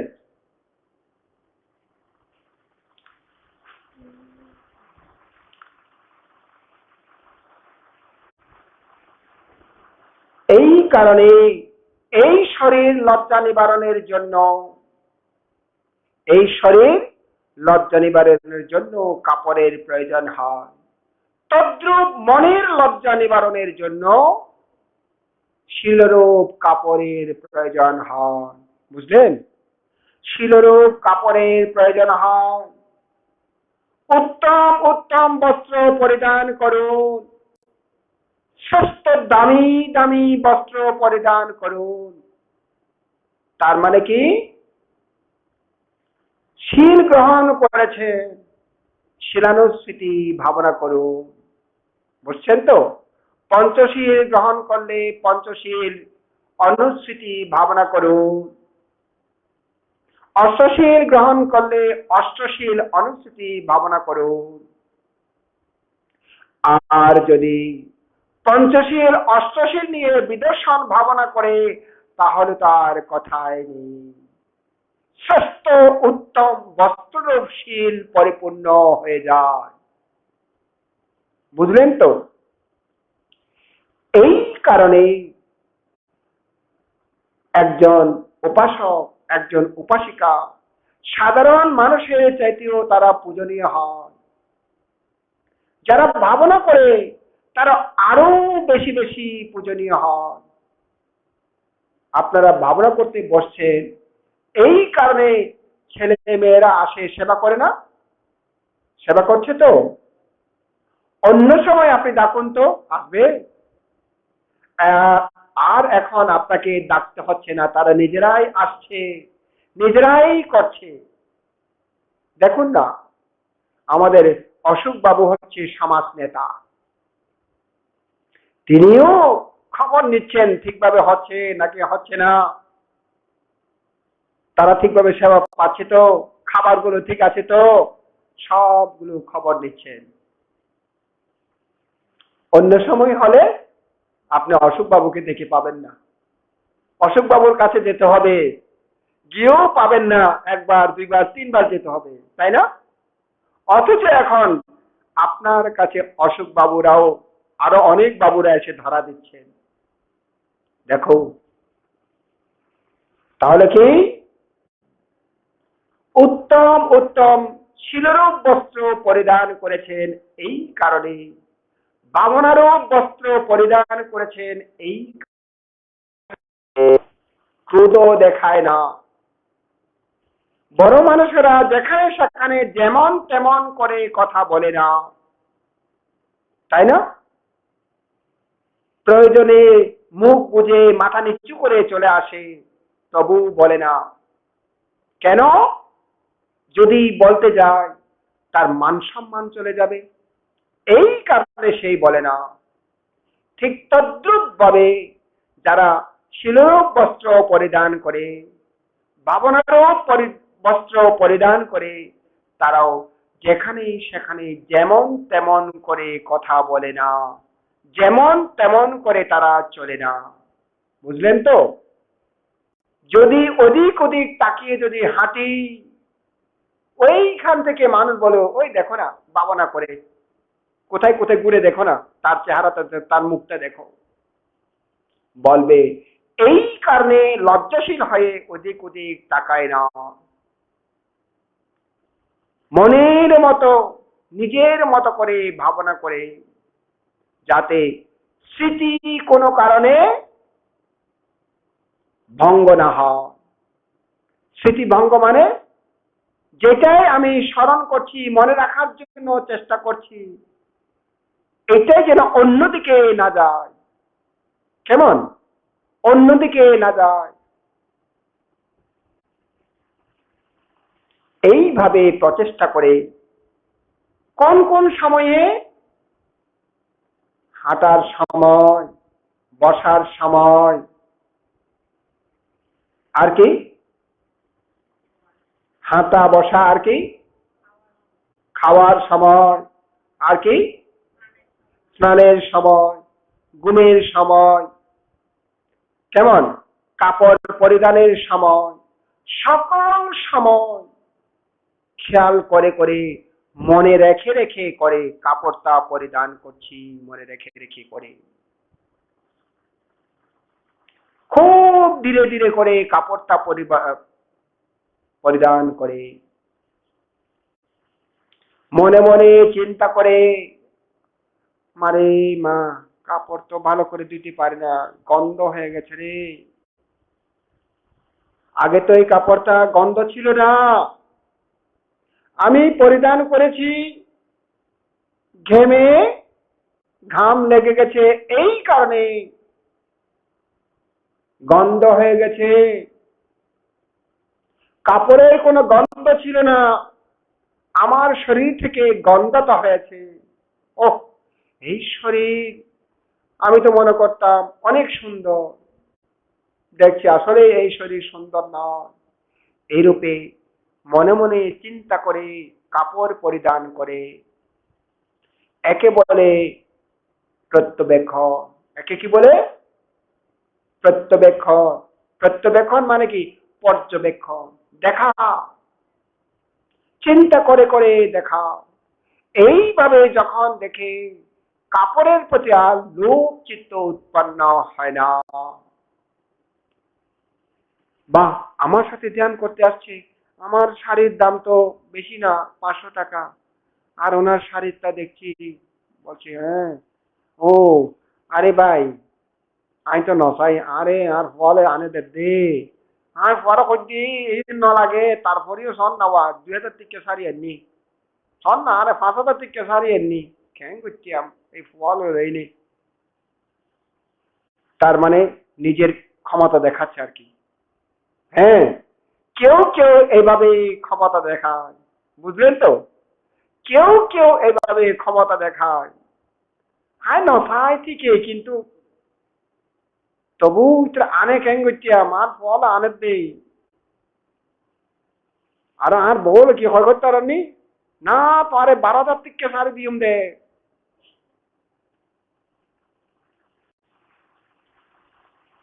অর্থাৎ গল্প করে করে একদিকে গল্প করছে, একদিকে অহংকার ঢুকিয়ে দিচ্ছে। কেমন? আর যার কাছে 200 টাকা শাড়ি, সে চিন্তা করে আইন গরিব, আর পয়সা দিন নহারে, আইন নহারে দে না, হ্যাঁ 200 টাকা শাড়ি ভরণ পরে, এই কিন্তু 2000, 5000, 15,000 টাকা শাড়ি পরে। একজন মনের দুঃখে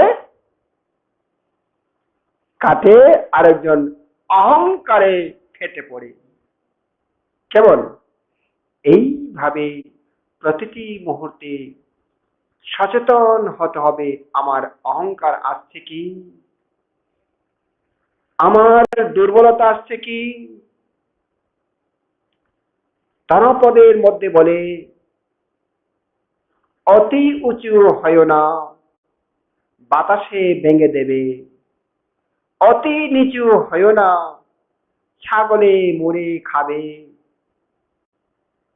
অতি উঁচু হলে বাতাস আসলে আগে তার কাছে লাগবে, অতএব ভেঙে যেতে পারে। আর খুব ছোট্ট যদি হয়, ছাগল সব খেয়ে ফেলবে। এই কারণে অতি নিচু হওয়ারও প্রয়োজন নেই, অতি উঁচু হওয়ারও প্রয়োজন নেই।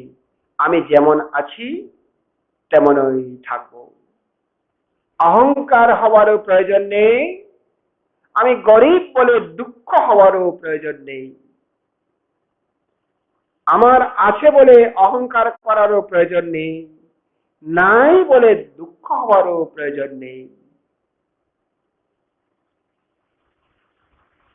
এইভাবে জ্ঞানীরা প্রতিটি মুহূর্তে সচেতন ভাবে অবস্থান করে। দেখুন, আমি একটা ছোট্ট গল্প বলে শেষ করে দেব। এক এক সময়ে বুদ্ধ দেশনা করছেন, সেখানে মহারানীও দেশনা শুনতে গেলে, দেশনা শুনতে যাবেন বুদ্ধের কাছে, এই কারণে মহারানী বেশি সাজায়নি। পাশে আরেকজন অনেক ধনী সৃষ্টির স্ত্রী সস্তিনী, সেও সেখানে উপস্থিত হলে একেবারে যতটুকু সম্ভব সাজি গুজে চলে গেলে। এইদিকে বুদ্ধের দেশনার দিকে ভ্রুক্ষেপ নেই, ওদিক ওদিক তাকাচ্ছে, নিজের দিকে তাকাচ্ছে, কে? শাস্তিনী নিজের দিকে তাকাচ্ছে, একবার গলার মালা ধরে ধরে দেখছেন, আবার ওদিক ওদিক তাকাচ্ছে, আবার কানের দুল ধরে দেখছেন, ওদিক ওদিক তাকাচ্ছে, মানে আমার মতো কেউ আছে কিনা, আমার মতো অলংকার কারো কাছে আছে কিনা, এইভাবেই দেখছে। এইভাবে দেখাটা রানীর কাছেও কেমন যেন অসহ্য হলো। রানী চিন্তা করছে, এই মানুষটি, এই মেয়েটা ধর্মদেশনা শুনতে আসছে নাকি শুধু নিজের গয়না গাতিগুলো দেখানোর জন্য আসছে। আমি বুঝতে পারছি না কেন এই মেয়েটি এমন করে। একবার, দুইবার, তিনবার, চারবার, পাঁচবার, বারবার যখন দেখি রানীর মনের মধ্যে অহংকার চলে আসলো। সে জানে না মনে হয় আমি মহারানী, আমার কোনো অভাব অনটন নেই, আমি ইচ্ছে করলে অনেক অনেক দামি পড়তে পারি, আমি তো দেশনা শুনতে আসছি তো বিহারে, সেই কারণে আমি সাজাইনি। আর এই মেয়েটি বারবার নিজের দিকে তাকায়, ওদিক ওদিক তাকায়, বারবার মালাগুলো দেখে, বারবার কানের দুলগুলো দেখে ওদিক ওদিক তাকায়।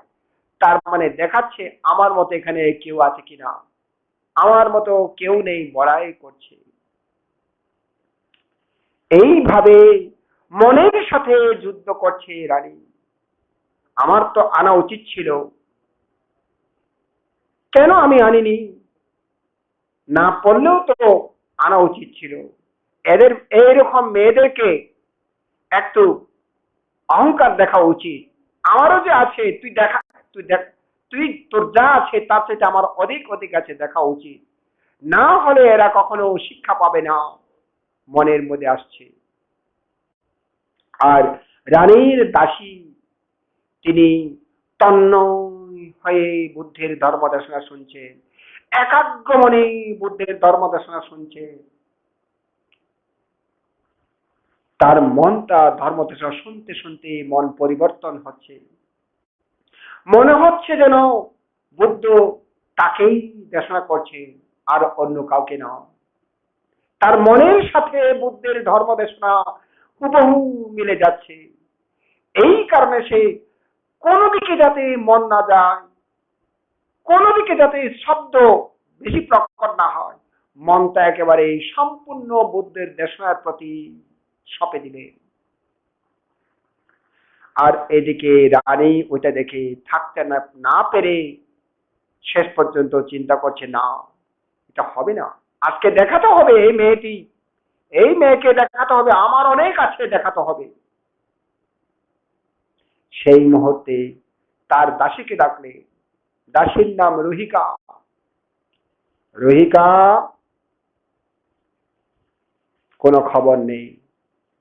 রুহিকা তো তন্ময় হয়ে ধর্মদেশনা শুনছে, রানীর ডাকের দিকে মন নেই, এই কারণে শুনছেন না। রুহিকা,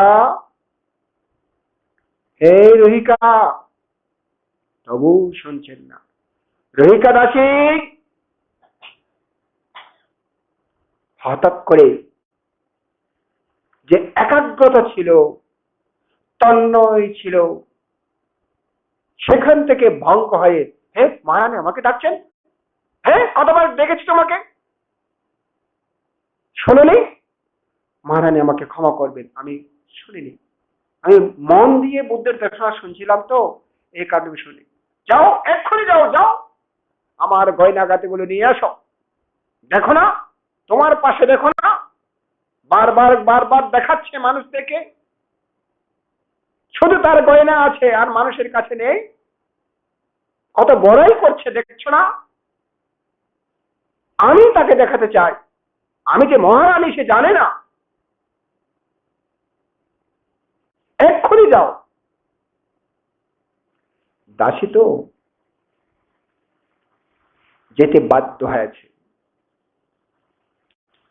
দাসী যাচ্ছে, কানটা কিন্তু, কান এবং মনটা কিন্তু বুদ্ধের ধর্মদেশনার দিকে। অহো, বুদ্ধ ধর্মদেশনা করছে, আমি আর শুনতে পাবো না, যাওয়া আসা যে সময়টুকু লাগবে সেই সময়ের কথাগুলো আমি শুনতে পাবো না। আমার কি দুর্ভাগ্য, পূর্বজন্মে আমি দান করতে পারিনি, পূর্বজন্মে আমি শির পালন করতে পারিনি, এই কারণে গরিব কুলে জন্মগ্রহণ করেছি, দাসীর করে জন্মগ্রহণ করেছি। আমি যদি আজ রানী হত্যা, কারো কি সাধ্য ছিল আমাকে এমন তোর অমৃতময় ধর্মদেশনার সময় তুলে দেবার? আমার দুর্ভাগ্য, দাসীর করে জন্মগ্রহণ করেছে বলে আজকে উঠতে বাধ্য হচ্ছে। অমৃতময় ধর্মদেশনা শোনার থেকে আমি বঞ্চিত হচ্ছি। এই চিন্তা করে করে হাঁটছে আনমনে। পথের মধ্যে সদ্য একটা গাবি গাবি সদ্য তার সন্তান প্রসব করেছে, বাচ্চা প্রসব করেছে। ওই দিকে কোনো খেয়াল নেই, তার মনটা বুদ্ধের ধর্মদেশনার দিকে। গাবি যখন দেখলেন এই মেয়েটি তার বাচ্চার দিকে আসছে, আর দেরি করেনি, বাচ্চাকে বাঁচানোর জন্য তিনি দিলেন শিং দিয়ে পেটের মধ্যে একটা গুঁতো। একটা গুঁতো দিয়ে ক্ষান্ত হয়নি, বারবার গুঁতো দিলেন, সেখানেই পরে মারা গেল।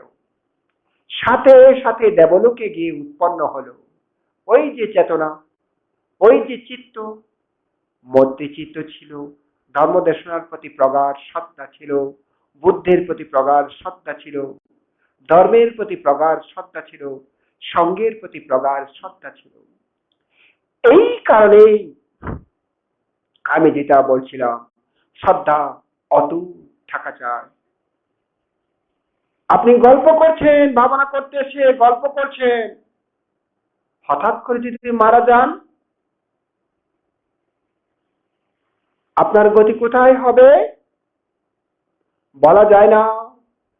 চারি উপায়ে যে কোনো একটা উপায়ে আপনার গতি হবে। আর যদি প্রতিটি মুহূর্তে সচেতন ভাবে স্মৃতি করেন, আপনার মৃত্যু হলেও চারি উপায় কখনো আপনাকে আকর্ষণ করতে পারবে না। আমরা তো চারি উপায় থেকে মুক্ত হওয়ার জন্য করছি, তো কখনো আপনাকে আকর্ষণ করতে পারবে না, বরঞ্চ বিকর্ষণ করবে, বলবে তুমি এখানে এসো না রে বাবা, মা তুমি এখানে এসো না, এটা ভালো জায়গায় নয়, এটা খারাপ জায়গা, ওইদিকে যাও।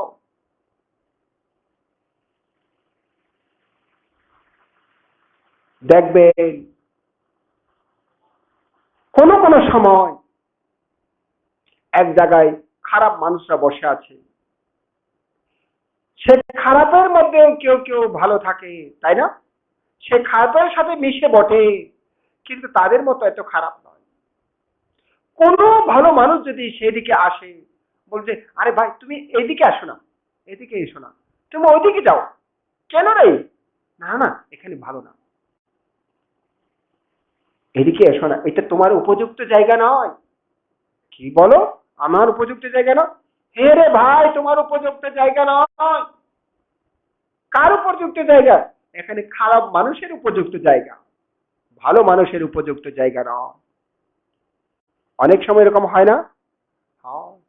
ঠিক তদ্রুপ ভাবে পুণ্যবাণী যারা ভাবনা করে, তাদেরকেও খারাপ জায়গা কোন পুণ্য শক্তি কমের কারণে চারি উপায়ে যেতে চাইছে, চারি উপায়ে আপনাকে বাধা দেবে, না না না না তোমার জায়গাতে নয়, ওইদিকে যাও, ওইদিকে যাও, তোমার জায়গায় হচ্ছে সুগতি, কোন কারণে তোমার জায়গায় দুর্গতি নয়, সুগতি তোমার জায়গা, তুমি সুগতির দিকে চলে যাও।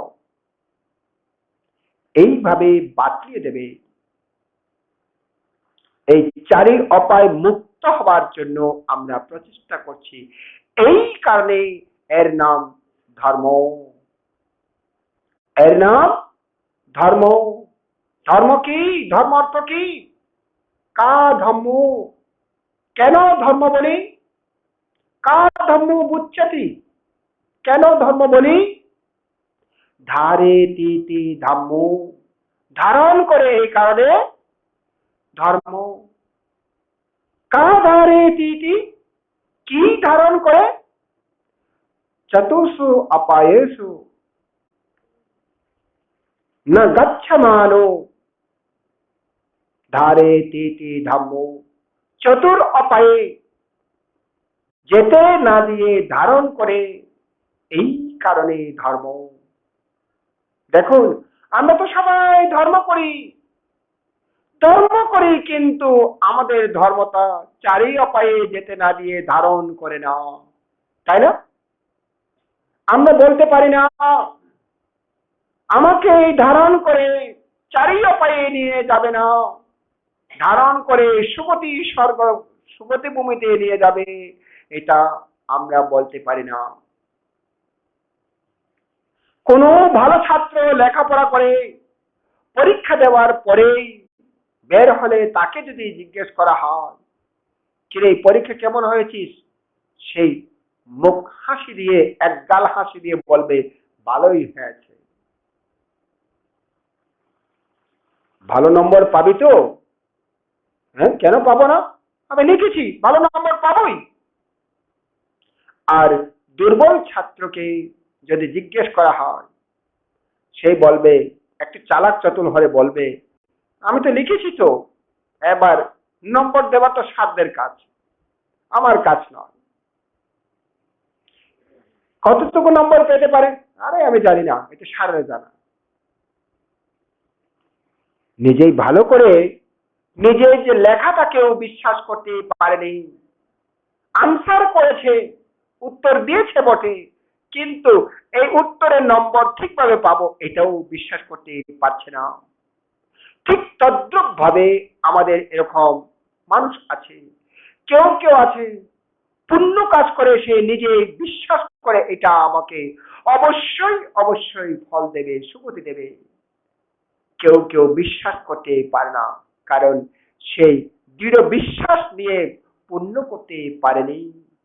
এই কারণে কোন কোন মানুষ দেখবে, কোন কোন ছাত্রছাত্রী দেখবে পরীক্ষা হল থেকে মুখ বার করে বের হয়, মুখ কালো করে বের হয়, কিরে কি পরীক্ষা খারাপ হয়েছে, কোনো কথা বলে না,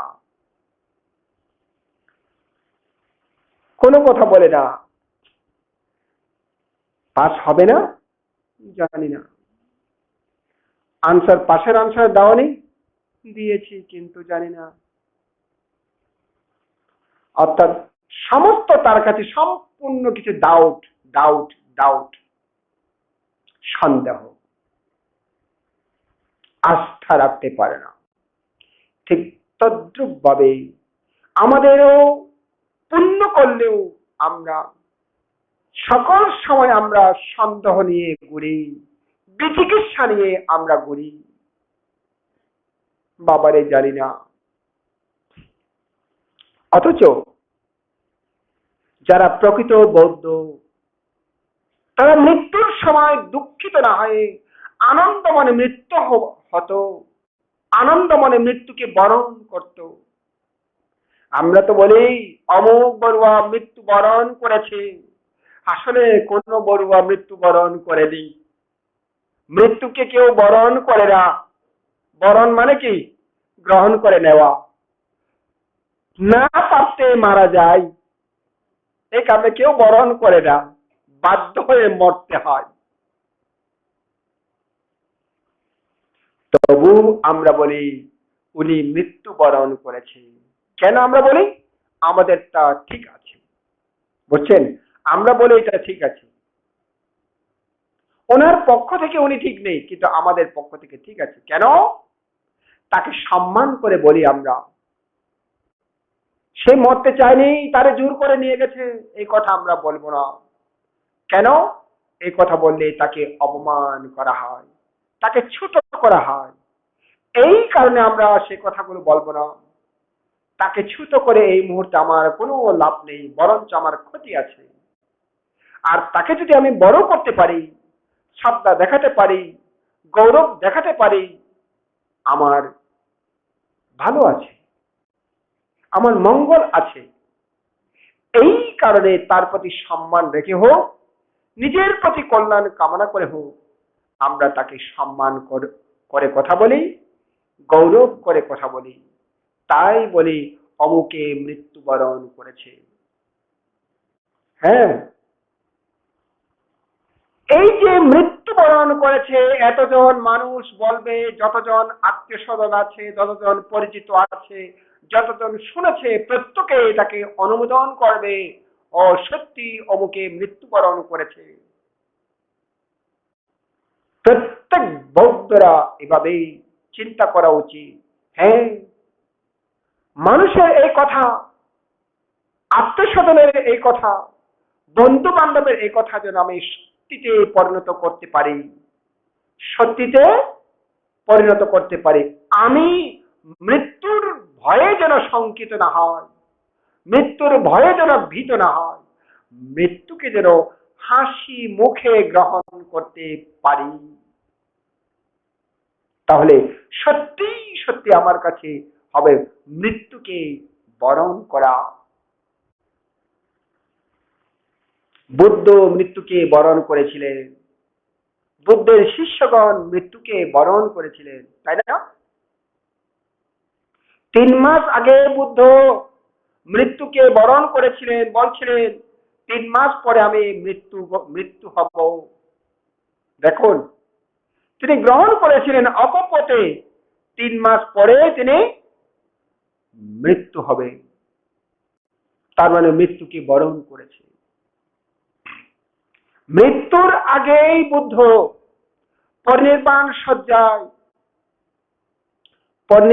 শয্যায় তিনি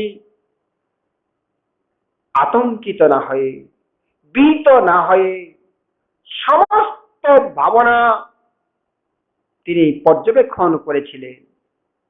প্রথম ধ্যান, দ্বিতীয় ধ্যান, তৃতীয় ধ্যান, চতুর্থ ধ্যান, পঞ্চম ধ্যান, ষষ্ঠ ধ্যান, সপ্তম ধ্যান, অষ্ট ধ্যান, সমস্ত ধ্যান তিনি দর্শন করে একবার অনুলোম, একবার প্রতিলোম, আবার প্রথম ধ্যান থেকে চতুর্থ ধ্যানে গিয়ে তারপরে তিনি মৃত্যু হলেন, তার মানে পরিনির্বাপিত হলেন।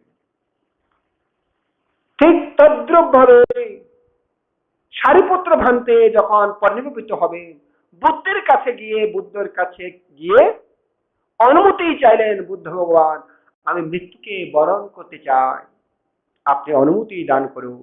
দেখুন, সারিপুত্র, তুমি কোথায় মৃত্যুকে বরণ করবে, কোথায় তোমার মৃত্যু হবে তুমি নির্দিষ্ট করেছ? হ্যাঁ বান্তে, আমার জন্ম প্রকোষ্ঠে গিয়ে আমি সেখানে আমার দেহ বিসর্জন দেব, আমার প্রাণ বিসর্জন দেব। দেখুন কিভাবে মৃত্যুকে বরণ করেছে। মুগলায়ন বান্তে, ডাকাতেরা তিনবার তাকে মারতে এসেও অদৃশ্য হয়ে গেলেন। 4বারে চিন্তা করলেন কেন তারা বারবার আসে। ও দেখছেন, এই কর্মটা আমাকে ভোগ করে যেতে হবে, তাই তিনি ধরা দিলেন যাতে কর্মটা ভোগ করে যায়, কেন অবশিষ্ট থাকবে।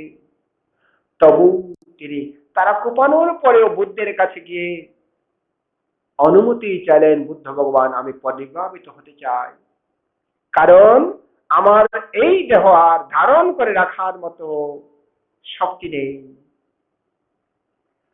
পরিনির্বাপিত হলে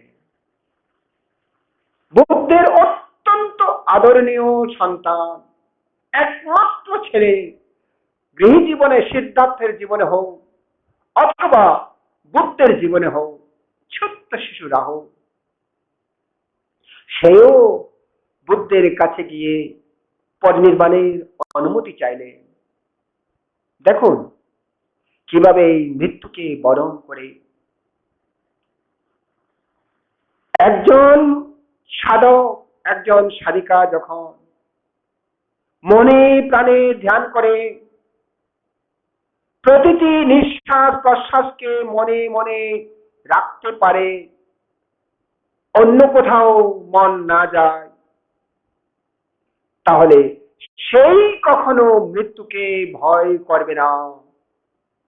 সেই চিন্তা করবে শেষ প্রাণবায়ু কিভাবে বের হয় আমি দেখব, শেষ প্রাণবায়ু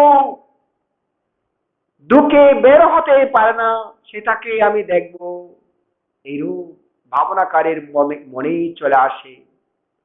এইরূপ চলে আসার কারণে তারা মৃত্যু ভয়ে ভীত হয় না, বরঞ্চ তারা মৃত্যুর আগেও কি হয়, পর্যবেক্ষক হয়, সচেতন ভাবে। মৃত্যুর আগেও তারা প্রাণবায়ুটাকে দেখে দর্শক হয়ে থাকে। এই কারণে চতুর অপায়ে নিয়ে যেতে পারে না। যতক্ষণ পর্যন্ত সাধকের মন এরূপ না হবে, ততক্ষণ পর্যন্ত সাধককে এইভাবে প্রচেষ্টা করা উচিত। আমি কখন, আমার মনটি কখন এভাবে হবে, চিন্তা করা উচিত না।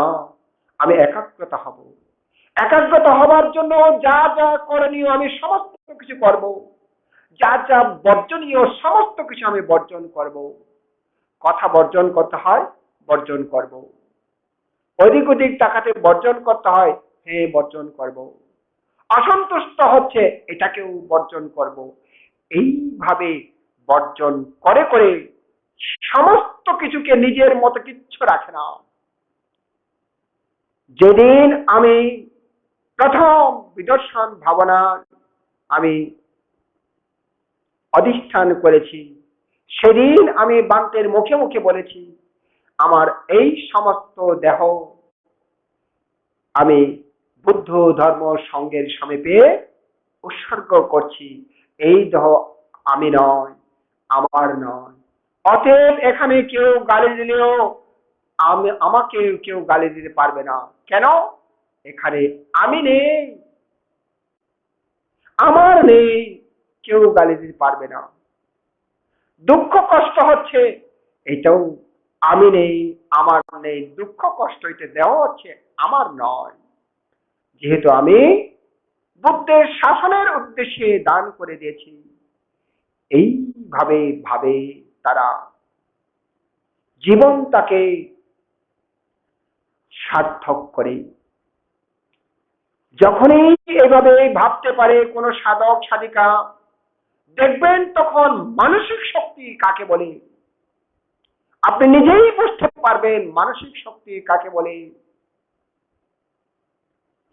এই শক্তি, মানসিক শক্তির মতো বিশ্ব জগতে আর কোনো কিছু শক্তি হতে পারে না, কোনো কিছু আর শক্তি হতে পারে না। এই কারণ যতক্ষণ পর্যন্ত আমি আমার মনটাকে আমার মতো বসে আনতে পারবো না, ততক্ষণ আমি প্রচেষ্টা করে যাবই যাব। কারণ মৃত্যু কখনো আমাকে বলে আসবে না, হে উপশিকা তোমাকে নিয়ে যাব কালকে, এই কথা বলবে না। উপাসক তোমাকে আজকে নিয়ে যাব, এই কথা বলবে না। অতএব সেই যেহেতু যে কোনো মুহূর্তে নিয়ে যেতে পারে, আমিও যে কোনো মুহূর্তে প্রস্তুত থাকব। নিয়ে যাও, অসুবিধা নেই, তুমি নিয়ে যেতে পারো। মৃত্যু তুমি নিয়ে যেতে পারো, আমি সদা প্রস্তুত আছি। এই কথা একজন সাধক বলতে পারে, এই কথা একজন সাধিকা বলতে পারে। আমি আর কথা বাড়াবো না।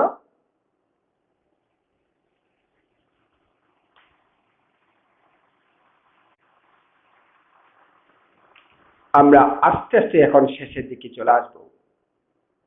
দেখুন, এই সমস্ত কথা কিন্তু আপনাদের জন্যই বলছি, সাধক সাধিকাদের জন্যই বলছি, যারা এখানে সেবা করছে। কি পরিষদ বলছি? ত্রিরত্ন পরিষদ, ত্রিরত্ন সেবক সেবিকা, সেবিকারাও আছে না? আমি কামনা করব তারাও যেন যখনই সময় পায় তখনই একটু হলেও ধ্যানে বসে। কারণ সেবা করলে স্বর্গ সুখ লাভ করা যায়, কিন্তু সেখানে নির্বাণ না। সেবা পারমি আছে, সেবা পাবে।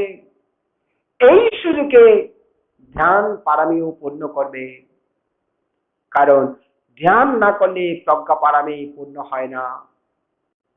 এই কারণে সেবক সেবিকাকে আমি বলবো, যখনই সময় পায় তখনই যেন তারা এই মাছ ফাঁকে ফাঁকে এসে বসে ধ্যান করে।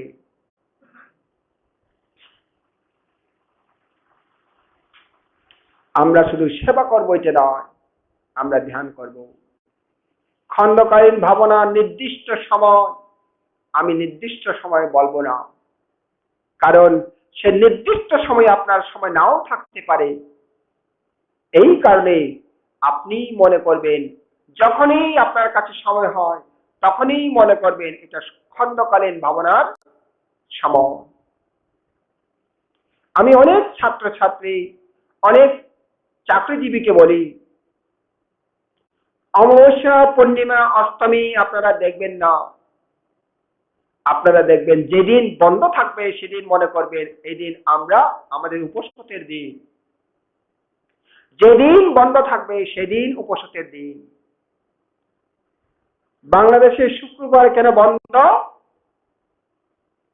মুসলমানেরা 5 ওয়াক্ত নামাজ পড়বে, জুম্মা নামাজ পড়বে, এই কারণে শুধু ধর্মের জন্য সপ্তাহে একদিন সময় দেয়। আর বাংলাদেশে আমরা আছি, এই কারণে আমরাও শুক্রবারে বন্ধতা পাই, কিন্তু আমরা ধর্ম করি না। সরকার আমাদেরকে একদিন সুযোগ করে দিয়েছে, একদিন তোমরা ধর্ম করো, কিন্তু আমরা অবহেলা করে সময় কাটছি। আর আমাদের মুসলমান ভাইরা তারা কিন্তু অবহেলা করে সময় কাটছে না। সরকার কিন্তু আপনাকে সুযোগটা দিয়েছে, আমাকে সুযোগটা দিয়েছে, সবাইকে সুযোগটা দিয়েছে। শুধু মুসলিম বলে মুসলিমদেরকে সুযোগ দিয়েছে এটা নয়, সবার জন্য সুযোগ দিয়েছে সমানভাবে। আজকে শুক্রবার মুসলমানরা বন্ধ থাকবে, বড়ুয়া হিন্দু খ্রিস্টানরা বন্ধ থাকবে না, এটা সরকার বলে না। সরকার বলছে না, সবার জন্য সবার, সবাইকে এই দিনের জন্য সুযোগ করে দেব।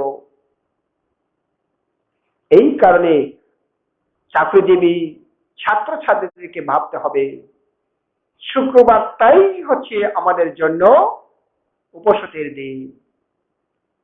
অথবা অন্যান্য সময়ও, যেমন কালী পূজা, বুদ্ধ পূর্ণিমা, কিছু কিছু বিশেষ বিশেষ দিন আছে সরকারের ছুটি দেয়, তখনও মনে করব আমার এই দিনটি হচ্ছে উপোসের দিন, এই দিনটি হচ্ছে ধর্মের দিন। ধর্ম আচরণ করার জন্যই আমাকে সরকার সুযোগ দিয়েছে, এই সুযোগটা আমি হাতছাড়া করব না। এইরূপ ভাবো। ঠিক তদ্রূপ ভাবে আমি বলবো, যখনই সুযোগ হয় তখনই মনে করবেন আমার খণ্ডকালীন ভাবনার সময় হয়েছে, আমি খণ্ডকালীন ভাবনায় বসে যাব। তাহলে একদিকে যেমন সেবা পারমি পূর্ণ হবে, অন্যদিকে প্রজ্ঞা পারমিও পূর্ণ হবে। এই পারমি যখন পরিপূর্ণ হবে, দেখবেন বেশি আর কষ্ট করতে হয়নি, অল্প কষ্টতে বিরাট সুখ লাভ করলো। এরূপ হবে। আমরা তো শিখতে চাই, একটা বীজ রোপণ করে হাজার হাজার কোটি কোটির অসংখ্য অসংখ্য ফল যেন লাভ করতে পারি, তাই না? ঠিক এইভাবে এখন থেকে আমরা বীজ রোপণ করি। কি বীজ? পুণ্য বীজ, প্রজ্ঞা বীজ, জ্ঞান বীজ রোপণ করি, যাতে জন্ম জন্মান্তরে অনেক কিছু না থাকলেও আমার সাথে যেন জ্ঞান থাকে, আমার সাথে যেন প্রজ্ঞা থাকে। জন্ম জন্মান্তরে মৃত্যু পূর্ব মুহূর্তে যেন আমার প্রাণবায়ু কেমন করে যায় সেটা দেখার জন্য আমার অগ্রিম মনের মধ্যে শক্তি চলে আসে, এটাই যেন হয়। তার মানে প্রতিটি জন্মে পারামি পূর্ণ করার সময় আমি বিজয় লাভ করব, বিজয়ী হব, পরাজিত হব না। সবার জীবন বিজয়ী লাভ করো, কারো জীবনে পরাজিত না আসো, এই কামনা করে পরিশেষে আমি আবারও তথাগত সম্যক সম্বুদ্ধকে গভীর শ্রদ্ধা আপ্লুত চিত্তে বন্দনা নিবেদন করছি। বন্দনা নিবেদন করছি সুপ্রাখ্যাত মহান ধর্মকে, বন্দনা নিবেদন করছি বুদ্ধ প্রশংসিত মহান সংঘকে, আমার গুরুবান থেকে বন্দনা নিবেদন করছি, প্রয়াত ভিক্ষুর সুগত প্রিয়বান থেকে বন্দনা নিবেদন করছি।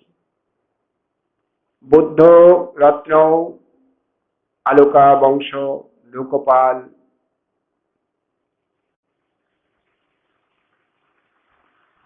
সত্যরক্ষী প্রমুখ ভিক্ষু সংঘ, শ্রমণ সংঘ, সাধক সাধিকা, বিহার পরিচালনা কমিটি, সেবক সেবিকা, পৌর গ্রামবাসী সহ প্রত্যেকের প্রতি মৈত্রীময় শুভ আশীর্বাদ ও পুণ্যদান করছি। প্রত্যেকে আমার এই আশীর্বাদ এবং পুণ্য লাভ করে সুখের অধিকারী হোক, দুঃখ থেকে মুক্ত হোক। দেব নাগ কিন্ন যখ বোধ প্রেত সকল সকল সত্যগণ আমার এই পুণ্যরাশি অনুমোদন করে তারাও সুখের অধিকারী হোক, দুঃখ থেকে মুক্তি লাভ করো। এখানকার আশেপাশে মুসলিম সমাজ, হিন্দু সমাজ, খ্রিস্টান সমাজ, বৌদ্ধ সমাজ, প্রতিটি জনে যারা দুঃখের মধ্যে আছে তারা নির্দুঃখী হোক, যারা সুখের মধ্যে আছে তারা নিঃসুখ হোক, যারা যন্ত্রণার মধ্যে আছে তারা যন্ত্রণাহীন হোক, যারা মানসিক রোগের মধ্যে দুঃখের মধ্যে আছে তারা সেখান থেকে নিবৃত্ত হয়ে প্রত্যেকেই সমভাবে সুখ শান্তি বয়ে আসুক, এই কামনা করে আজকের মতো দেশনা এখানে শেষ করলাম। জগতের সকল প্রাণী সুখী হোক।